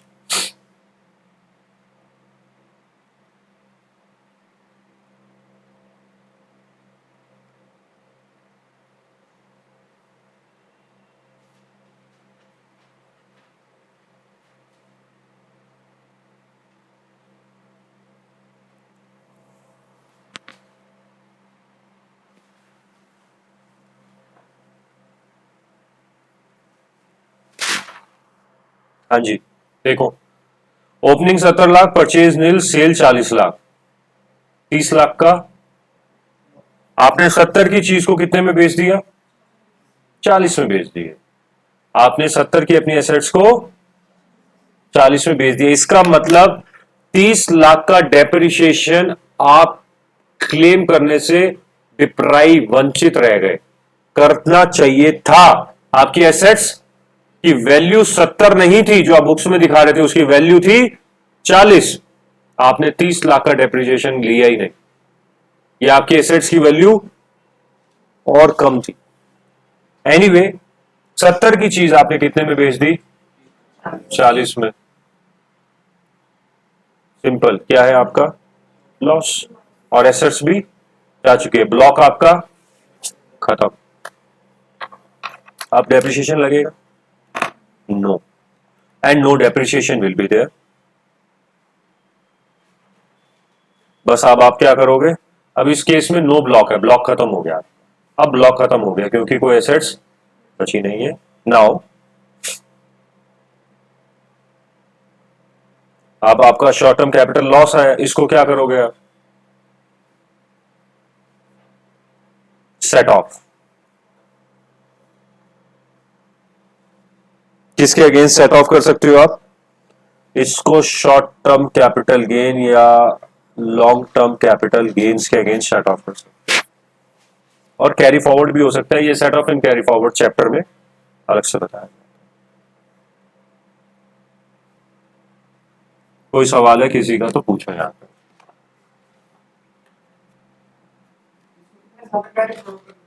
जब आएगा set of and carry forward chapter तब करेंगे। वैसे 8 साल है आंसर आपके लिए, बट जितना कंसेप्ट बताया उसमें से पूछो सवाल। 8 साल होता है, 8 साल में खाली आप कैपिटल गेन में ही करते हो, but that's a different chapter, let's not get confuse. इसमें पूछो यहाँ पे कोई सवाल। डन? Any questions?